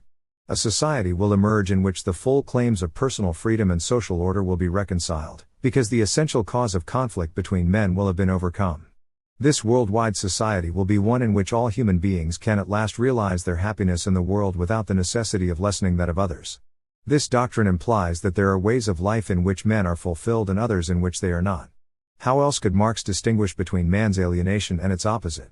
Marxism includes therefore a doctrine of human good, call it, if you will, happiness. Technological development is a means by which all men will realize this good. But such a doctrine of good means that Marx is not purely a philosopher of the age of progress, he is rooted in the teleological philosophy that predates the age of progress.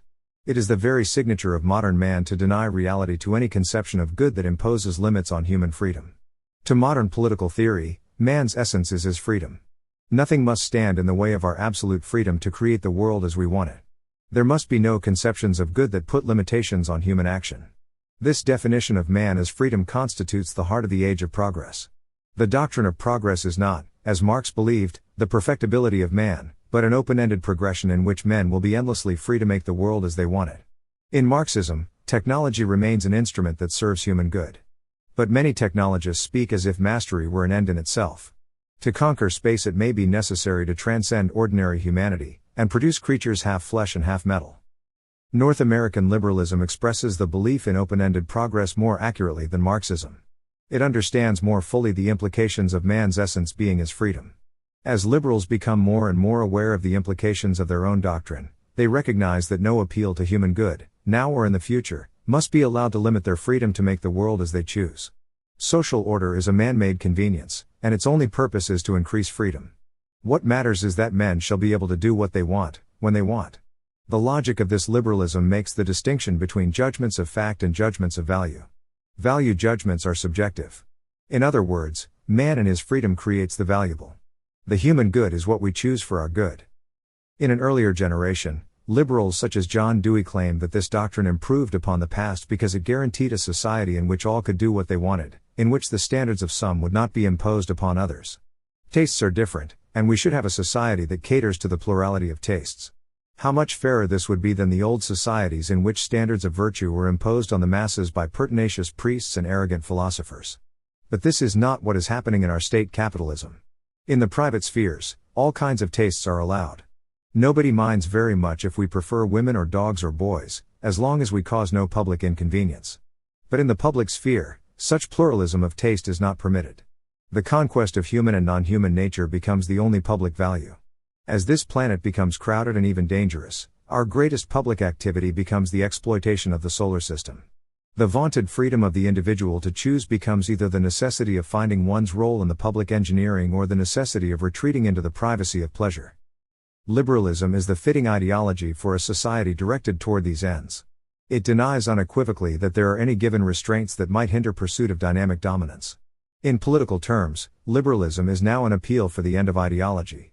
This means that we must experiment in shaping society unhindered by any preconceived notions of good. The end of ideology is the perfect slogan for men who want to do what they want. Liberalism is, then, the faith that can understand progress as an extension into the unlimited possibility of the future. It does this much better than Marxism, which still blocks progress by its old-fashioned ideas of the perfectibility of man. Marxists fail to understand the modern age when they assume that socialism is a more progressive form of organization than state capitalism. Implied in the progressive idea of freedom is the belief that men should emancipate their passions. When men are free to do what they want, all will be well because the liberated desires will be socially creative. This belief lies at the very center of liberal movements. Marx claimed to be the inheritor of the noblest aspects of liberal thought. He believed that when scientists had eliminated scarcity as the cause of greed and oppression, a society would arise in which the freedom of each to pursue his desires would not conflict with a happy social order. The dictatorship of the proletariat was a passing necessity that would lead into a society of freedom. Under communism, the passions would be emancipated, but they would be socially useful, not the corrupt passion of greed caused by scarcity. Even those socialists who did not follow Marx and the doctrine of the withering away of the state still generally believed that socialism would create a society of freedom in the sense of the emancipated passions. Socialism was considered an essentially progressive doctrine. It led to freedom. There is confusion in the minds of those who believe in socialism and the emancipation of the passions. It is surely difficult to deny that greed in some form is a desire that belongs to man qua man, and is not simply produced by the society of scarcity. If this is so, to emancipate the passions is to emancipate greed.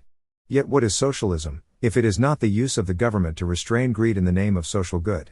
In actual practice, socialism has always had to advocate inhibition in this respect. In doing so, was it not appealing to the conservative idea of social order against the liberal idea of freedom?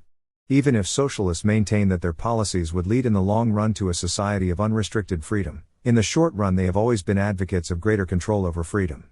This confusion in their thought is the chief reason why socialism has not succeeded in the large technological societies since 1945. Western civilization was committed in its heart to the religion of progress and the emancipated passions. Those who accepted such a doctrine found corporation capitalism was a much more suitable regime than the inhibiting policies of socialism. Since 1945, Marxist socialism has had its triumphs, but these have been an authoritarian regime, in societies that needed the discipline of authority in order to industrialize quickly. The triumphs have not been in the West.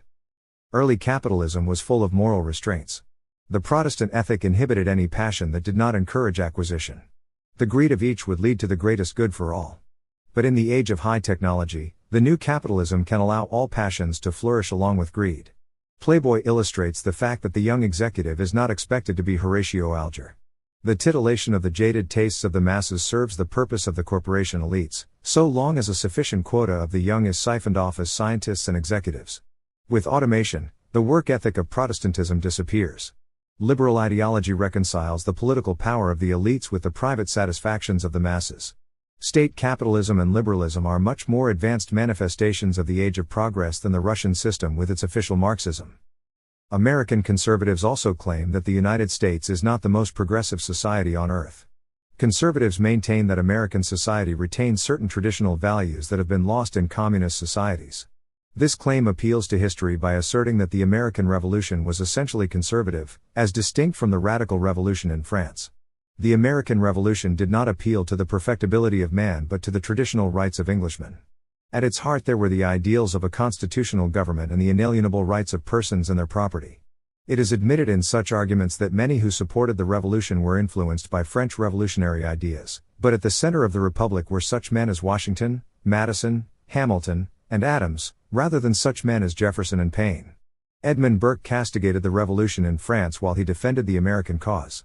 This indicates the conservatism of the American Revolution. The claim of conservatives is that bourgeois constitutionalism has remained the dominant tradition of the Republic despite the continuing liberal attack. This argument has at its heart an interpretation of the history of political philosophy with which the present writer would agree. To put that interpretation simply, modern political philosophy may be divided into two main waves. The first wave started with Machiavelli and Hobbes and found its bourgeois expression in such British thinkers as Locke, Smith, and Hume. The chief originator of the second wave was Rousseau, and this wave has spread out into the world through Kant and Hegel. The earlier thinkers criticized the classical view of nature and natural law, but they still maintained some conception of what was natural. While believing that man's essence was his freedom, the later thinkers advocated the progressive mastery through that freedom of human and non-human nature. Man in his freedom was thought to stand outside nature, and therefore to be able to perfect it. We could interfere with nature and make it what we wanted. It is the continuous revolution of the modern era has proceeded. In applying this interpretation, the American conservatives claim that the United States was founded on the thought of the first wave, while the communist empires took their ideology from Rousseau and Marx. Therefore the United States should be called a conservative force. The founders of the American Republic were followers of Locke. The assumptions of Locke and Smith are said to have given English-speaking societies stability of constitutional government and freedom from continuous revolution. They escape the worst results of totalitarianism, call it, if you will, totalitarian democracy, which swept eastward from the continent of Europe. The capitalism of the English-speaking world was stabilized by being founded on a conception of human nature. The doctrine of human nature of Locke and Smith may be inadequate compared to the classical teachings, but it is less destructive of humanity than the later doctrines, which assert that men are completely malleable to perpetual conditioning. Because of the conservative nature of the United States, as against the revolutionary character of the communist empires, Christianity and Judaism have been able to survive in North America, while they are persecuted in the modern empires of the East. Whatever the imperfections of American government, it remains at least formally constitutional, while the Marxist societies are tyrannies. The United States must be accepted as the guardian of Western values against the perversions of Western revolutionary thought as they have spread into the East. It is important to point out one effect of this argument on Canada and the United Kingdom. This appeal to Lockean liberalism has been the philosophy of those who have believed that English-speaking unity was the hope of the modern world. The basic assumption of Churchill's life was that the British future lay in its alliance with the United States, the unity of the democratic capitalist nations. In Canada, this appeal to English-speaking unity has also been used as an argument for the destruction of Canadian independence. In the events around which this writing turns, many conservative Canadians were convinced that Diefenbaker was being false to English-speaking unity and refusing nuclear arms. The Liberal victory was welcomed in the press of the United Kingdom, and Pearson has always appealed to those in England whose hopes lay in the special relation with the United States. Yet it must be pointed out that the argument from English-speaking unity must play an ambiguous role in relation to Canadian nationalism. If Lockean liberalism is the conservatism of the English-speaking peoples, what was there in British conservatism that was not present in the bourgeois thought of Hamilton and Madison? If there was nothing, then the acts of the Loyalists are deprived of all moral significance. Many of the American Tories were Anglicans and knew well that in opposing the revolution they were opposing Locke. They appealed to the older political philosophy of Richard Hooker. They were not, as the liberal Canadian historians have often described them, a mixture of selfish and unfortunate men who chose the wrong side. If there was nothing valuable in the founders of English-speaking Canada, what makes it valuable for Canadians to continue as a nation today? To return to the general argument. There is some truth in the claim of American conservatives. Their society does preserve constitutional government and respect for the legal rights of individuals in a way that the Eastern tyrannies do not. The perpetuation of these depends on the continuing tradition of Lockean liberalism among influential classes. Bourgeois Protestantism, with its Catholic and Jewish imitations, have survived in the United States and give some sense of the eternal to many people. Nevertheless, these traditions, no longer the heart of American civilization, become more residual every year. Skeptical liberalism becomes increasingly the dominant ideology of those who shape society, and, as it was argued earlier, this ideology is the extreme form of progressive modernity. The United States is no longer a society of small property owners, but of massive private and public corporations. Such organizations work with the scientists in their efforts to master nature and reshape humanity. Internationally, the imperial power of these corporations has destroyed indigenous cultures in every corner of the globe. Communist imperialism is more brutally immediate, but American capitalism has shown itself more subtly able to dissolve indigenous societies. This can make it harder to resist than the blatant thrusts of the Russians or the Chinese. The new methods the social sciences use to dissolve the opposition in friendly or enemy societies are welcomed by the government of the United States. The history of how modern liberalism has replaced the older Republican traditions cannot be given in detail. It is not surprising that this should have happened. It was in the West the idea arose that human nature is completely malleable, and this the United States today inherits. American society has also inherited the older aspects of the Western tradition, the church, constitutional government, classical and philosophical studies. But every day these become more like museum pieces, mere survivals on the periphery. The Americans who call themselves conservatives have the right to the title only in a particular sense. In fact, they are old-fashioned liberals.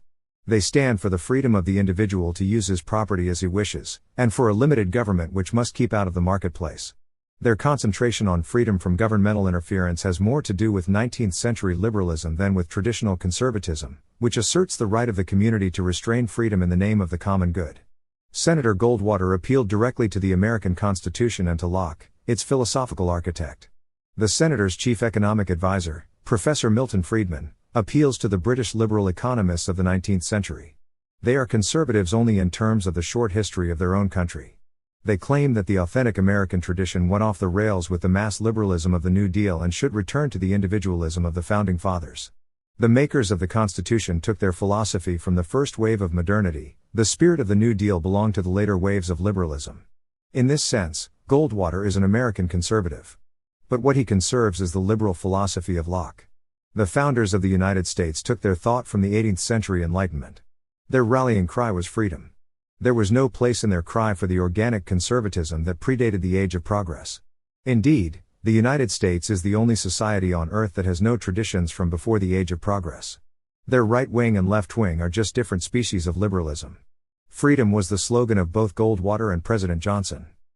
The clobbering of Goldwater at the polls in November of 1964 shows how little the American people cared about the early liberalism of their founders. Johnson's Great Society expressed the new American freedom far better than Goldwater's talk of limited government and free enterprise. The majority tradition in the United States backs Roosevelt, Kennedy, Johnson, whose liberalism is the most modern. The older liberalism of the Constitution had its swan song in the election of 1964. The classes that had once opposed Roosevelt were spent forces by 1964. The leaders of the new capitalism supported Johnson. Goldwater's cry for limited government seemed as antediluvian to the leaders of the corporations as Diefenbaker's nationalism seemed to the same elements in Canada. Johnson was supported not only by such obvious groups as Negroes and labor but also by the new managerial bourgeoisie of the suburbs. The farmers, who were supposed to be the last bastion of individualism, were not slow in voting for the continuance of subsidies. 4 of Goldwater's 5 states were from the South. This was the last-ditch stand of a local culture. But it is doomed to disappear as much as an indigenous French Canada. The Goldwater camp was outraged by the sustained attacks of the television networks and newspaper chains. Were they not aware who had become the American establishment since 1932? Corporation capitalism and liberalism go together by the nature of things. The establishment knew how to defend itself when threatened by the outrageous challenge of outsiders from Arizona. The American election of 1964 is sufficient evidence that the United States is not a conservative society. It is a dynamic empire spearheading the age of progress. The foregoing is platitudinous. But one consequence of the argument is not always made explicit: the impossibility of conservatism as a viable political ideology in our era. The practical men who call themselves conservatives must commit themselves to a science that leads to the conquest of nature. This science produces such a dynamic society that it is impossible to conserve anything for long. In such an environment, all institutions and standards are constantly changing. Conservatives who attempt to be practical face a dilemma. If they are not committed to a dynamic technology, they cannot hope to make any popular appeal. If they are so committed, they cannot hope to be conservatives.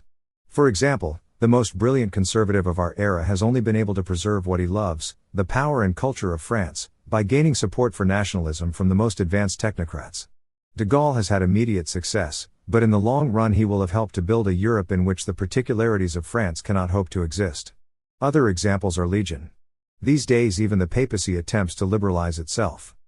The impossibility of conservatism in our epoch is seen in the fact that those who adopt that title can be no more than the defenders of whatever structure of power is at any moment necessary to technological change.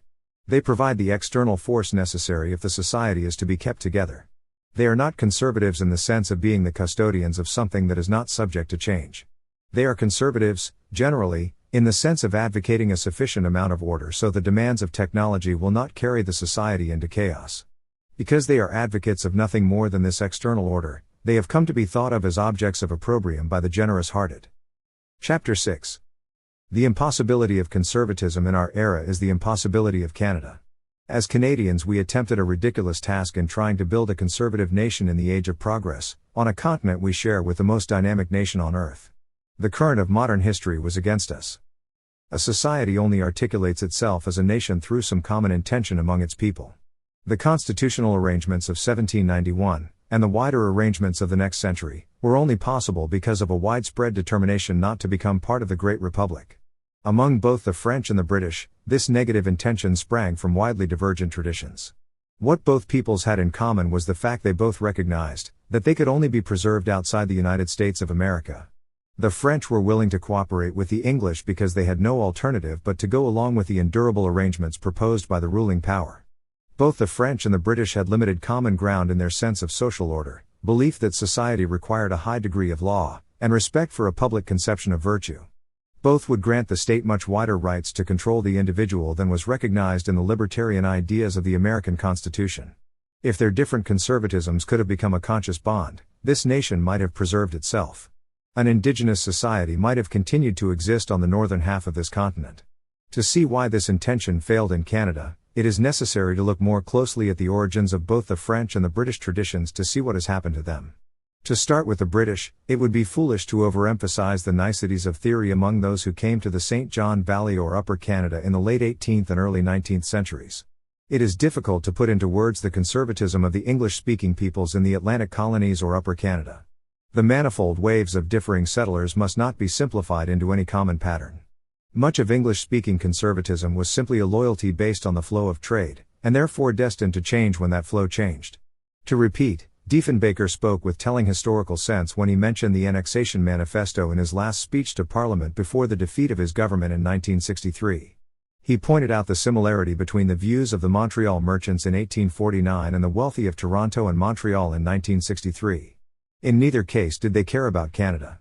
No small country can depend for its existence on the loyalty of its capitalists.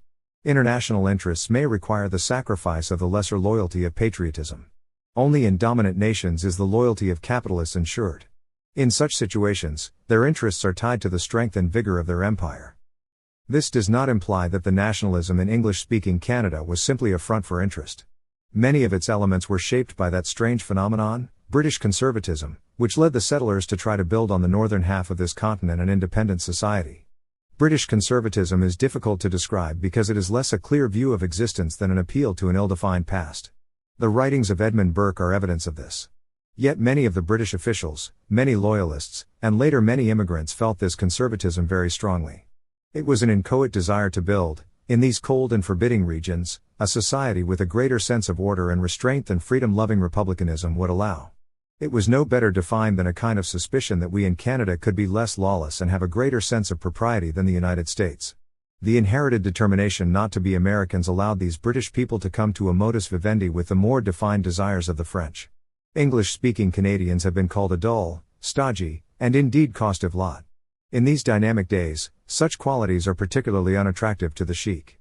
Yet our stodginess has made us a society of greater simplicity, formality, and perhaps even innocence than the people to the south. Whatever differences there were between the Anglicans and the Presbyterians, and however differently their theologians might interpret the doctrine of original sin, both communities believed that the good life made strict demands on self-restraint.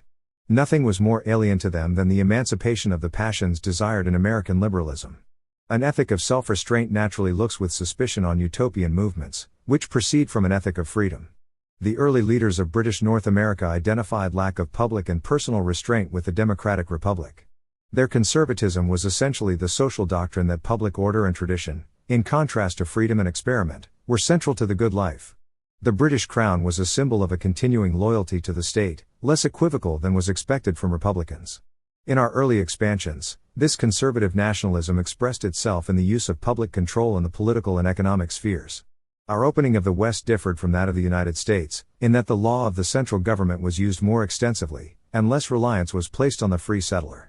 Until recently, Canadians have been much more willing than Americans to use governmental control over economic life to protect the public good against private freedom. To repeat, Ontario Hydro, the Corner, and the CBC were all established by conservative governments. The early establishment of Ontario Hydro succeeded because of the efforts of an administrator, a politician, and a journalist, all of whom wrapped themselves in the Union Jack in their efforts to keep the development of electric power out of the hands of individual freedom. English-speaking Canadians had never broken with their origins in Western Europe. Many of them had continuing connections with the British Isles, which in the 19th century still had ways of life from before the Age of Progress. That we never broke with Great Britain is often said to prove that we are not a nation but a colony. But the great politicians who believed in this connection, from Joseph Howe and Robert Baldwin to Sir John A. Macdonald and Sir Robert Borden, and indeed to John G. Diefenbaker himself, make a long list. They did not see it this way, but rather as a relation to the font of constitutional government in the British Crown. Many Canadians saw it as a means of preserving at every level of our life, religious, educational, political, social, certain forms of existence that distinguish us from the United States. To repeat what has been said earlier about the tragedy of Greene and Diefenbaker, the end of the Canadian experiment was involved in the collapse of Western Europe, particularly in the disappearance of the British political tradition. Since 1945, the collapse of British power and moral force has been evident to nearly all the world.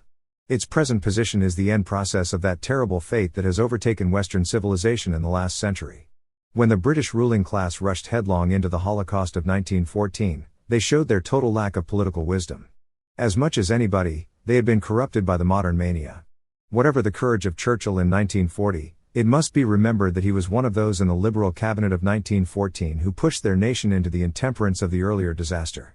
The best British and Canadian youth had their guts torn out in the charnel house of the First World War. To write of the collapse of Western Europe is not my purpose here, but one small result was to destroy Great Britain as an alternative pole in Canadian life. The history of conservatism in Great Britain has been one of growing emptiness and ambiguity. A political philosophy that is centered on virtue must be a shadowy voice in a technological civilization.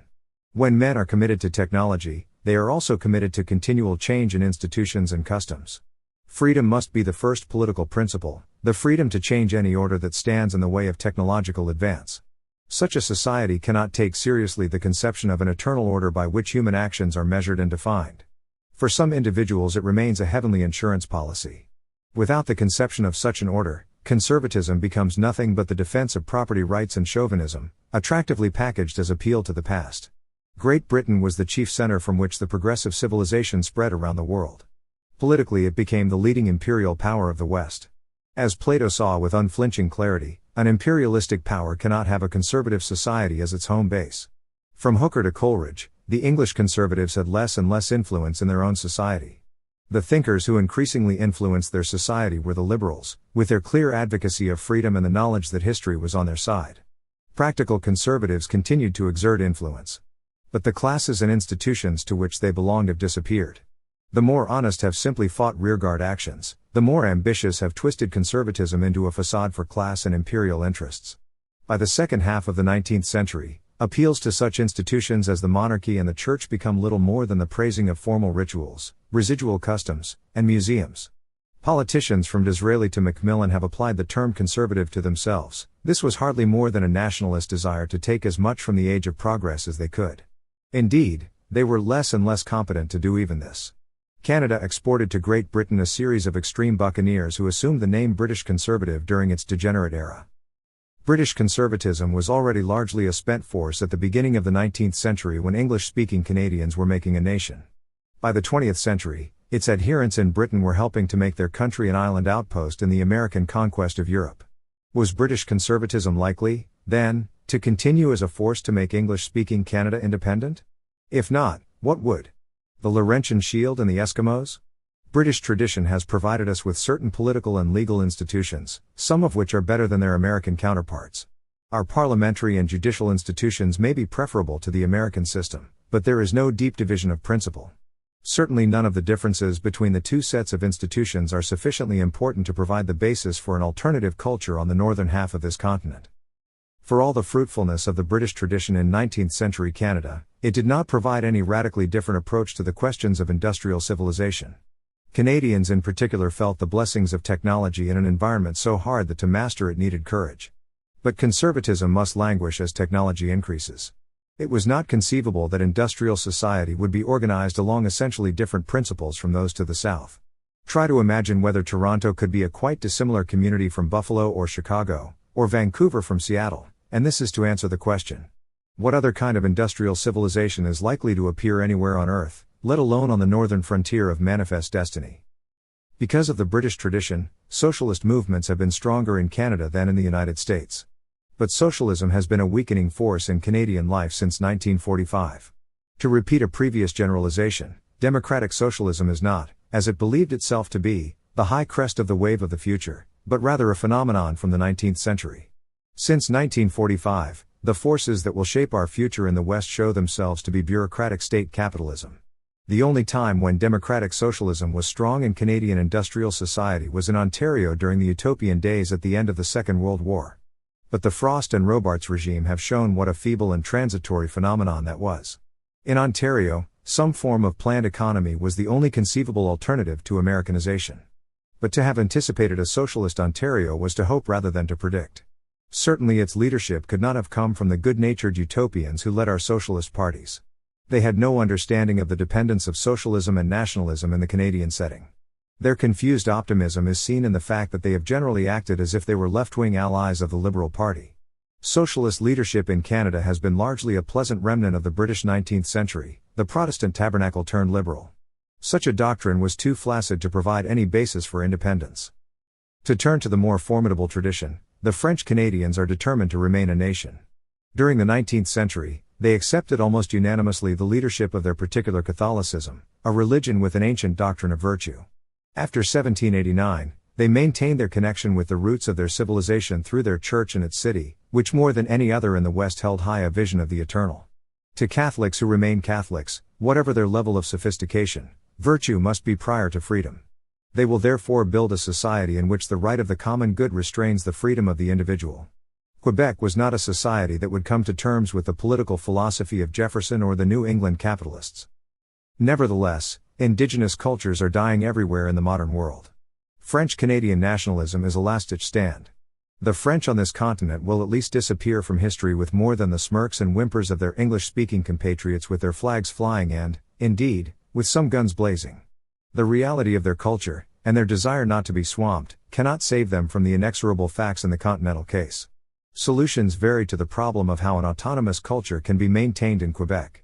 But all the answers face the same dilemma: those who want to maintain separateness also want the advantages of the age of progress. These two ends are not compatible, for the pursuit of one negates the pursuit of the other. Nationalism can only be asserted successfully by an identification with technological advance, but technological advance entails the disappearance of those indigenous differences that give substance to nationalism. The solutions to this dilemma, which were attempted in the last few years, illustrate its nature. One solution was the regime directed by Duplessis. No province in Canada gave more welcoming terms to American capital than the government of Duplessis. At the same time, in questions of education, provincial autonomy, etc., Duplessis followed policies that won support from the rural episcopate. It is all very well for a practicing politician to base his regime on the combined support of St. James Street and the traditional church. The people would depend on the corporations for their employment, while accepting the paternal hand of the cleric in the parish and in the school. Did the clerics think this was the best way for their people to learn to live with industrialism? Surely they recognized that such a regime could not last. It would produce new classes in society ultimately more hostile to Catholicism than to capitalism. René Lévesque's solution to the problem, unlike Duplessis' liaison with American capitalism, seems to attempt to build a semi-socialist society within the bounds of the province. The idea is to guarantee that the managerial elite be men of French culture, and that the control of the economy rest firmly in native hands. In such a scheme, the continuance of confederation is simply a question of convenience. If French civilization can be protected as a province within confederation, then all well and good. If it cannot be, then separatism becomes a necessity. Lévesque's brilliant description of Laurier as a black king shows the seriousness of his intention. There are two main difficulties in a semi-socialistic solution. The first of these is symbolized by the presence of Eric Kierans and George Marler as ministers in the same government as Lévesque.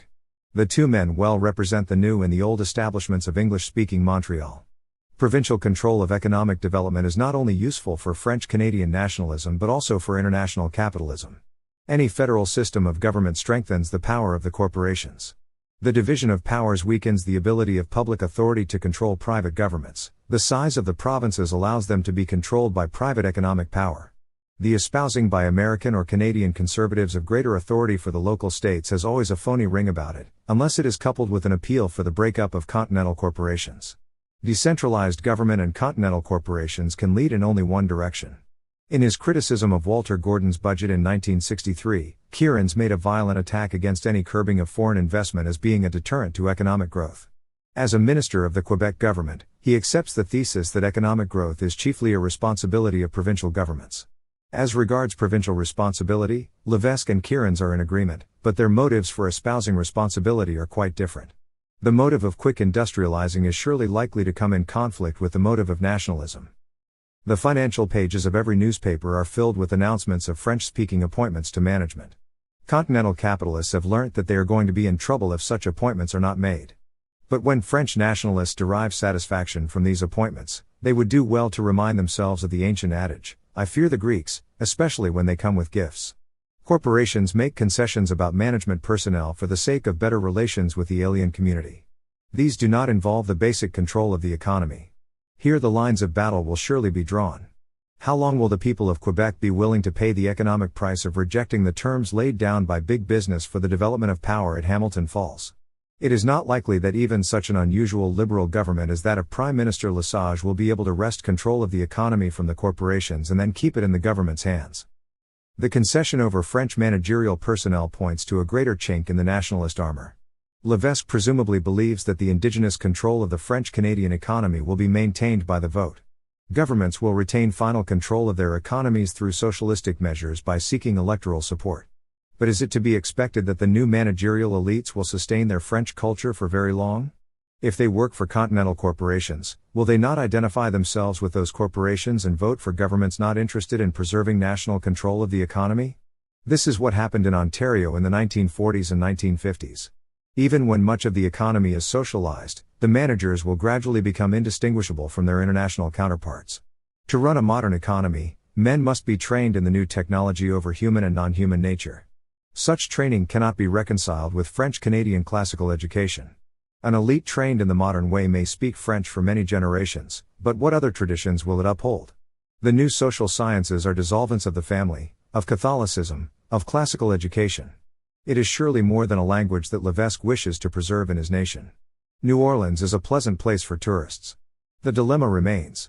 French Canadians must modernize their educational system if they are to have more than a peon's place in their own industrialization. Yet to modernize their education is to renounce their particularity. At the heart of modern liberal education lies the desire to homogenize the world. Today's natural and social sciences were consciously produced as instruments to this end. In the immediate future, the wilder of the nationalist French-Canadian youths may hope to build some kind of Castro-like state in Quebec. As traditional Catholicism breaks up, there will be some exciting moments. A Catholic society cannot be modernized as easily as a Protestant one. When the dam breaks, the flood will be furious. Nevertheless, the young intellectuals of the upper middle class will gradually desert their existentialist nationalism and take the places made for them in the continental corporations. The enormity of the break from the past will arouse in the dispossessed youth intense forms of beatness. But after all, the United States supports a large beat fringe. Joan Baez and Pete Seeger titillate the status quo rather than threaten it. Dissent is built into the fabric of the modern system. We bureaucratize it as much as everything else. Is there any reason to believe that French Canada will be different? A majority of the young is gradually patterned for its place in the bureaucracies. Those who resist such shaping will retreat into a fringe world of pseudo-revolt. What does Levesque think is the place of Catholicism in the continuing French fact? The young French Canadians who desire a better society, because they grew up under Duplessis, believe in both nationalism and social freedom. Their liberalism is openly anti-Catholic and even existentialist or Marxist. Others accept Catholicism but are determined that the Church should be disestablished. But the old Church with its educational privileges has been the chief instrument by which an indigenous French culture has survived in North America. Liberalism is the ideological means whereby indigenous cultures are homogenized. How then can nationalism and liberalism merge together into a consistent political creed? In 1918, Bourassa put the purposes of French-Canadian existence in clear words. Our special task as French Canadians is to insert into America the spirit of Christian France. It is to defend against all comers, perhaps even against France herself, our religious and national heritage. This heritage does not belong to us alone. It belongs to all Catholic America. It is the inspiring and shining hearth of that America. It belongs to the whole Church, and it is the basic foundation of the Church in this part of the world. It belongs to all French civilization, of which it is the refuge and anchor amid the immense sea of Saxonizing Americanism. Here is a national intention, beautifully expressed. Bourassa's clarity about this intention was not matched by his understanding of what the 20th century was going to be. He considered North America to be essentially Saxonisant and dominated by an explicitly Protestant ethos, the time is money theology of a debased and secularized Calvinism. He lived in a world in which the British Empire still appeared a dominant force. Presumably he still thought of Latin America as in that twilight period of subservience to North America, which extended from the beginning of the 19th century. Above all, Bourassa does not seem to have been aware of the effect of homogenization, what industrial civilization would do to all countries and all religions. Industrial culture had arisen in Protestant societies and was the very form of Americanism Saxonism that surrounded his nation. Bourassa seems therefore to have identified the two, rather than to have recognized that technological culture was a dissolvent of all national and religious traditions, not simply an expression of one of them. There is little of Gandhi's rejection of industrialism in his writings, but rather the positive assumption that the culture of Quebec was French Christianity. Nationalism was for him something essentially conservative, the maintenance in his part of the world of the true way of life against the heresy of Americanism Saxonism. This was a wasting and tragic dream for our dynamic era. Nevertheless, despite his unawareness of the dynamism of the 20th century, he was surely right when he said that Catholicism as well as Frenchness was necessary to make Quebec a nation. Dynamic civilization has spread like oil over the surface of the world during the half-century since Bourassa wrote. The 20th century is not something that belongs essentially to l'Americanisme Saxonism. It is no longer potential but actual in Quebec. Indeed, a wider question arises here: what is the status of Catholicism in the age of progress? Will a liberalized Catholicism accept industrialism and still be able to shape it to a more human end? In Quebec, Catholicism will no longer be Jamie Souvion, but a Catholicism appropriate to a vital present. Lay education will not destroy the Church, but enable her to become the spiritual leader of a free people. Accepting the age of progress, the Church will give leadership to a more humane industrialism than has arisen elsewhere in North America. It will provide the spiritual basis for a continuing Franco-American civilization. The possibility of such a Catholicism in Quebec cannot be discussed apart from the relation of Catholicism to technology throughout the world. That intricate question cannot be discussed at length in this writing. Suffice it to say that, although the recent statements of the papacy seem optimistic about the Church's ability to live with our age, it is still an open question whether Catholicism will be able to humanize mass Western society or be swept into the catacombs. What happens to the Catholic view of man, when Catholics are asked to shape society through the new sciences of biochemistry, physiological psychology, and sociology? These sciences arose from assumptions hostile to the Catholic view of man. Whatever the historical outcome, the ability of Catholicism to sustain a continuing Franco-American civilization appears dubious.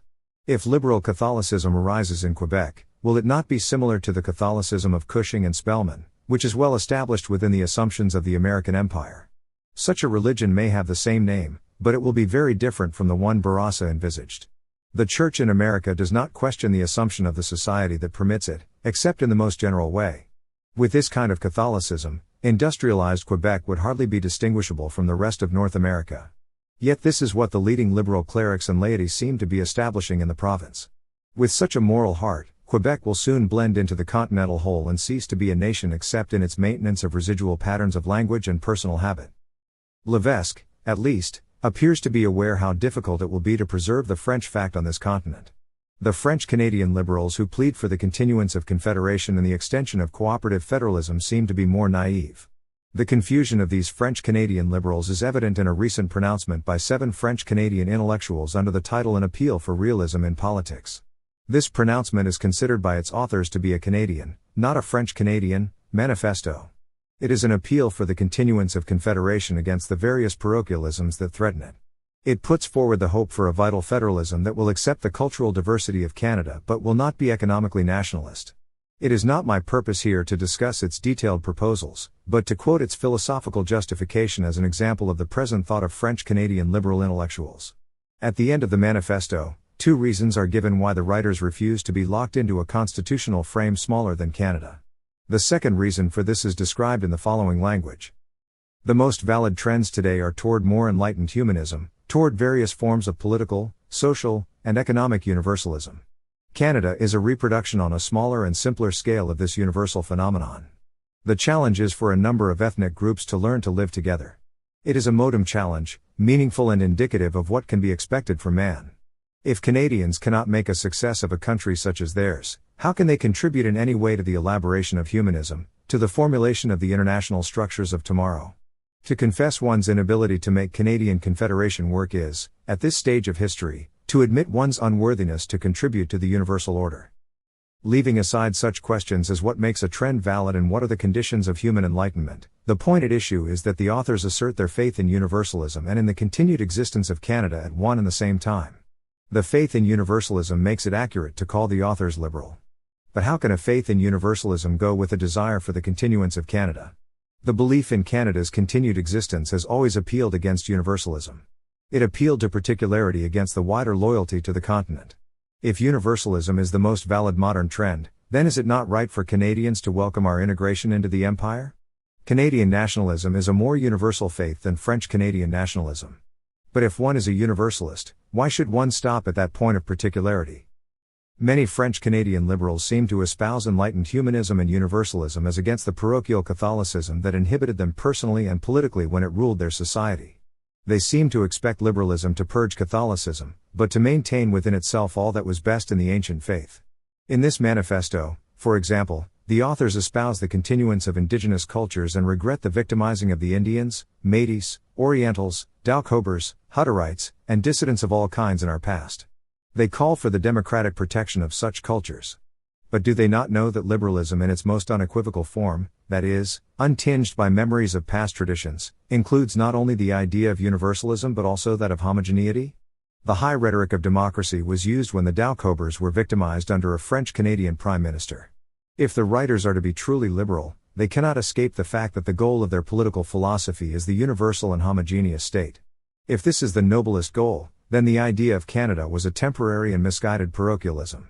Only those who reject that goal and claim that the universal state will be a tyranny, that is, a society destructive of human excellence, can assert consistently that parochial nationalisms are to be fought for. My purpose is not to debate at this point the question whether the universal values of liberalism lead to human excellence. What is indubitable is that those values go with internationalism rather than with nationalism. In this century, many men have known that the choice between internationalism and nationalism is the same choice as that between liberalism and conservatism. In a Canadian setting, internationalism means continentalism. French-Canadian liberalism does not seem to be the means whereby this nation could have been preserved. All the preceding arguments point to the conclusion that Canada cannot survive as a sovereign nation. In the language of the new bureaucrats, our nation was not a viable entity. If one adds to this proposition the memory of the Liberals' policies, then one can truly say that the argument in their favor succeeds. They have been the best rulers for Canada because they have led the majority of us to accept necessity without much pain. Fata volentum ducunt, nolentum trahunt. Fate leads the willing, and drives the unwilling. The debt that we owe the Liberals is that they have been so willing to be led. The party has been made up of those who put only one condition on their willingness, that they should have personal charge of the government while our sovereignty disappears. Canada has ceased to be a nation, but its formal political existence will not end quickly. Our social and economic blending into the empire will continue apace, but political union will probably be delayed. Some international catastrophe or great shift of power might speed up this process. Its slowness does not depend only on the fact that large numbers of Canadians do not want it, but also on sheer lethargy. Changes require decisions, and it is much easier for practicing politicians to continue with traditional structures. The dominant forces in the Republic do not need to incorporate us. A branch plant satellite, which has shown in the past that it will not insist on any difficulties in foreign or defense policy, is a pleasant arrangement for one's northern frontier. The pinpricks of disagreement are a small price to pay. If the negotiations for union include Quebec, there will be strong elements in the United States that will dislike their admission. The kindest of all God's dispensations is that individuals cannot predict the future in detail. Nevertheless, the formal end of Canada may be prefaced by a period during which the government of the United States has to resist the strong desire of English-speaking Canadians to be annexed. Chapter 7. Perhaps we should rejoice in the disappearance of Canada. We leave the narrow provincialism and our backwoods culture, we enter the excitement of the United States where all the great things are being done. Who would compare the science, the art, the politics, the entertainment of our petty world to the overflowing achievements of New York, Washington, Chicago, and San Francisco? Think of William Faulkner and then think of Morley Callahan. Think of the Kennedys and the Rockefellers and then think of Pearson and E.P. Taylor. This is the profoundest argument for the Liberals. They govern so as to break down our parochialism and lead us into the future. Before discussing this position, I must dissociate myself from a common philosophic assumption. I do not identify necessity and goodness. This identification is widely assumed during an age of progress. Those who worship evolution or history consider that what must come in the future will be higher, more developed, better, freer than what has been in the past. This identification is also common among those who worship God according to Moses or the Gospels. They identify necessity and good within the rubric of providence. From the assumption that God's purposes are unfolded in historical events, one may be led to view history as an ever fuller manifestation of good. Since the 10th century of the Christian era, some Western theologians have tended to interpret the fallen sparrow as if particular events could be apprehended by faith as good. This doctrine of providence was given its best philosophical expression by Hegel. Die Weltgeschichte ist das Weltgericht, world history is the world's judgment. Here the doctrines of progress and providence have been brought together. But if history is the final court of appeal, force is the final argument. Is it possible to look at history and deny that within its dimensions force is the supreme ruler? To take a progressive view of providence is to come close to worshipping force. Does this not make us cavalier about evil? The screams of the tortured child can be justified by the achievements of history. How pleasant for the achievers, but how meaningless for the child. As a believer, I must then reject these Western interpretations of providence. Belief is blasphemy if it rests on any easy identification of necessity and good. It is plain that there must be other interpretations of the doctrine. However massive the disaster we might face, for example, the disappearance of constitutional government for several centuries, or the disappearance of our species, belief in providence should be unaffected. It must be possible within the doctrine of providence to distinguish between the necessity of certain happenings and their goodness. A discussion of the goodness of Canada's disappearance must therefore be separated from a discussion of its necessity. Many levels of argument have been used to say that it is good that Canada should disappear. In its simplest form, Continentalism is the view of those who do not see what all the fuss is about. The purpose of life is consumption, and therefore the border is an anachronism. The 49th parallel results in a lower standard of living for the majority to the north of it. Such continentalism has been an important force throughout Canadian history. Until recently it was limited by two factors. Emigration to the United States was not too difficult for Canadians, so that millions were able to seek their fuller future to the south. Moreover, those who believed in the primacy of private prosperity have generally been too concerned with individual pursuits to bother with political advocacy. Nevertheless, this spirit is bound to grow. One has only to live in the Niagara Peninsula to understand it. In the mass era, most human beings are defined in terms of their capacity to consume. All other differences between them, like political traditions, begin to appear unreal and unprogressive.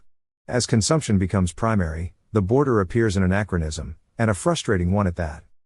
The disadvantages in being a branch plant satellite rather than in having full membership in the Republic will become obvious. As the facts of our society substantiate continentalism, more people will explicitly espouse it. A way of life shaped by continental institutions will produce political continentalism. Young and ambitious politicians will arise to give tongue to it. The election of 1963 was the first time in our history that a strongly nationalist campaign did not succeed, and that a government was brought down for standing up to the Americans. The ambitious young will not be slow to learn the lesson that Pearson so ably taught them about what pays politically. Some of the extreme actions of French Canadians in their efforts to preserve their society will drive other Canadians to identify themselves more closely with their southern neighbors than with the strange and alien people of Quebec. Of course, continentalism was more than a consumption ideology. In the 19th century, the United States appeared to be the haven of opportunity for those who had found no proper place in the older societies. Men could throw off the shackles of inequality and poverty in the new land of opportunity. To many Canadians, the Republic seemed a freer and more open world than the cost of colonial society with its restraints of tradition and privilege. The United States appeared to be the best society the world had ever produced for the ordinary citizen. Whatever the mass society of prosperity has become, the idea that the United States is the society of freedom, equality, and opportunity will continue to stir many hearts. The affection and identification that a vast majority of Canadians have given to the publicly expressed ideals of such leaders as Roosevelt and Kennedy is evidence of this. Continentalism as a philosophy is based on the liberal interpretation of history. Because much of our intellectual life has been oriented to Great Britain, it is not surprising that our chief continentalists have been particularly influenced by British liberalism. The writings of Goldwin Smith and F. H. Underhill carry more the note of Mill and Macaulay than of Jefferson and Jackson. This continentalism has made two main appeals. First, Canadians need the greater democracy of the Republic. To the continentalists, both the French and British traditions in Canada were less democratic than the social assumptions of the United States. In such arguments, democracy has not been interpreted solely in a political sense, but has been identified with social equality, contractual human relations, and the society open to all men, regardless of race or creed or class. American history is seen to be the development of the first mass democracy on earth. The second appeal of continentalism is that humanity requires that nationalisms be overcome. In moving to larger units of government, we are moving in the direction of world order. If Canadians refuse this, they are standing back from the vital job of building a peaceful world. After the horrors that nationalistic wars have inflicted on this century, how can one have any sympathy for nationalism? Thank God the world is moving beyond such divisive loyalties. Both these arguments were used with particular literacy by F. H. Underhill in his appeals for the Liberal Party in the Toronto Star at the time of the 1963 election. In his use of both these arguments, it was sometimes difficult to know whether Underhill was appealing to the order of good or to the order of necessity, or whether in his mind the two were identical. For example, closeness to the United States was identified in this writing with true internationalism. The argument for necessity is that nationalism must disappear and that we are moving inevitably to a world of continental empires. But this inevitable movement does not in itself mean that we are moving to a better and more peaceful world order. The era of continental rivalries may be more ferocious than the era of nationalisms. Only when one adds to this argument the liberal faith in progress does one believe that continentalism must be a step toward a nobler internationalism. The argument for continentalism is different when it appeals to inevitability than when it is based on the brotherhood of man. This ambiguity in Underhill was mirrored in the whole liberal campaign of 1963, in which Pearson wrapped his acceptance of continental atomic arms in the language of international obligations and his loyalty to the United Nations. To those outside the progressive view of history, there was a note of high comedy in the use of the Tennysonian Parliament of Man language to attack Diefenbaker's defense of national sovereignty, when the issue at stake was the acquisition of nuclear arms. The Sifton and Southam papers made any fear of dominance by the American empire seem a retreat from true internationalism. This note of comedy went further in the summer of 1963, when the CBC made misty-eyed television programs about Pearson's return to the United Nations as the true Canadian internationalist, at a time when he was negotiating with the United States for the spread of nuclear arms to Canada.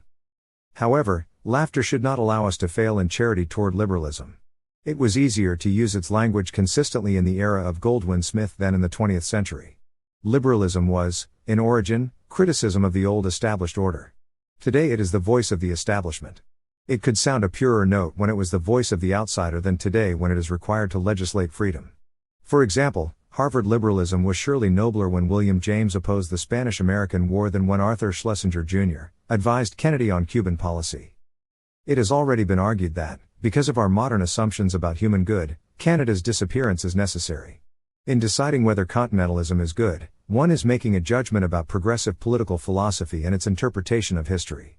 Those who dislike continentalism are in some sense rejecting that progressive interpretation. It can only be with an enormous sense of hesitation that one dares to question modern political philosophy. If its assumptions are false, the age of progress has been a tragic aberration in the history of the species. To assert such a proposition lightly would be the height of irresponsibility. Has it not been in the age of progress that disease and overwork, hunger and poverty, have been drastically reduced? Those who criticize our age must at the same time contemplate pain, infant mortality, crop failures in isolated areas, and the 16-hour day. As soon as that is said, facts about our age must also be remembered: the increasing outbreaks of impersonal ferocity, the banality of existence in technological societies, the pursuit of expansion as an end in itself. Will it be good for men to control their genes? The possibility of nuclear destruction and mass starvation may be no more terrible than that of man tampering with the roots of his humanity. Interference with human nature seems to the moderns the hope of a higher species in the ascent of life. To others it may seem that man in his pride could corrupt his very being. The powers of manipulation now available may portend the most complete tyranny imaginable. At least, it is feasible to wonder whether modern assumptions may be basically inhuman. To many modern men, the assumptions of this age appear inevitable, as being the expression of the highest wisdom that the race has distilled. The assumptions appear so inevitable that to entertain the possibility of their falsity may seem the work of a madman. Yet these assumptions were made by particular men in particular settings. Machiavelli and Hobbes, Spinoza and Vico, Rousseau and Hegel, Marx and Darwin, originated this account of human nature and destiny. Their view of social excellence was reached in conscious opposition to that of the ancient philosophers. The modern account of human nature and destiny was developed from a profound criticism of what Plato and Aristotle had written. The modern thinkers believed that they had overcome the inadequacies of ancient thought, while maintaining what was true in the ancients. Yet Plato and Aristotle would not have admitted that their teachings could be used in this way. They believed that their own teaching was the complete teaching for all men everywhere, or else they were not philosophers. They believed that they had considered all the possibilities open to man and had reached the true doctrine concerning human excellence. Only the thinkers of the age of progress considered the classical writers as a preparation for the perfected thought of their own age. The classical philosophers did not so consider themselves. To see the classics as a preparation for later thought is then to think within the assumptions of the age of progress. But this is to beg the question, when the issue at stake is whether these assumptions are true. It is this very issue that is raised by the tragedies and ambiguities of our day. Ancient philosophy gives alternative answers to modern man concerning the questions of human nature and destiny. It touches all the central questions that man has asked about himself and the world. The classical philosophers asserted that a universal and homogeneous state would be a tyranny. To elucidate their argument would require an account of their total teaching concerning human beings. It would take one beyond political philosophy into the metaphysical assertion that changes in the world take place within an eternal order that is not affected by them. This implies a definition of human freedom quite different from the modern view that freedom is man's essence. It implies a science different from that which aims at the conquest of nature. The discussion of issues such as these is impossible in a short writing about Canada. Also, the discussion would be inconclusive, because I do not know the truth about these ultimate matters. Therefore, the question as to whether it is good that Canada should disappear must be left unsettled. If the best social order is the universal and homogeneous state, then the disappearance of Canada can be understood as a step toward that order. If the universal and homogeneous state would be a tyranny, then the disappearance of even this indigenous culture can be seen as the removal of a minor barrier on the road to that tyranny. As the central issue is left undecided, the propriety of lamenting must also be left unsettled. My lament is not based on philosophy but on tradition. If one cannot be sure about the answer to the most important questions, then tradition is the best basis for the practical life.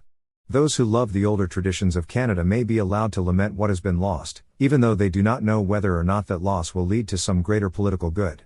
But lamentation falls easily into the vice of self-pity. To live with courage is a virtue, whatever one may think of the dominant assumptions of one's age. Multitudes of human beings through the course of history have had to live when their only political allegiance was irretrievably lost. What was lost was often something far nobler than what Canadians have lost. Beyond courage, it is also possible to live in the ancient faith, which asserts that changes in the world, even if they be recognized more as a loss than a gain, take place within an eternal order that is not affected by their taking place. Whatever the difficulty of philosophy, the religious man has been told that process is not all. Tendebant manus repel terrorize amore.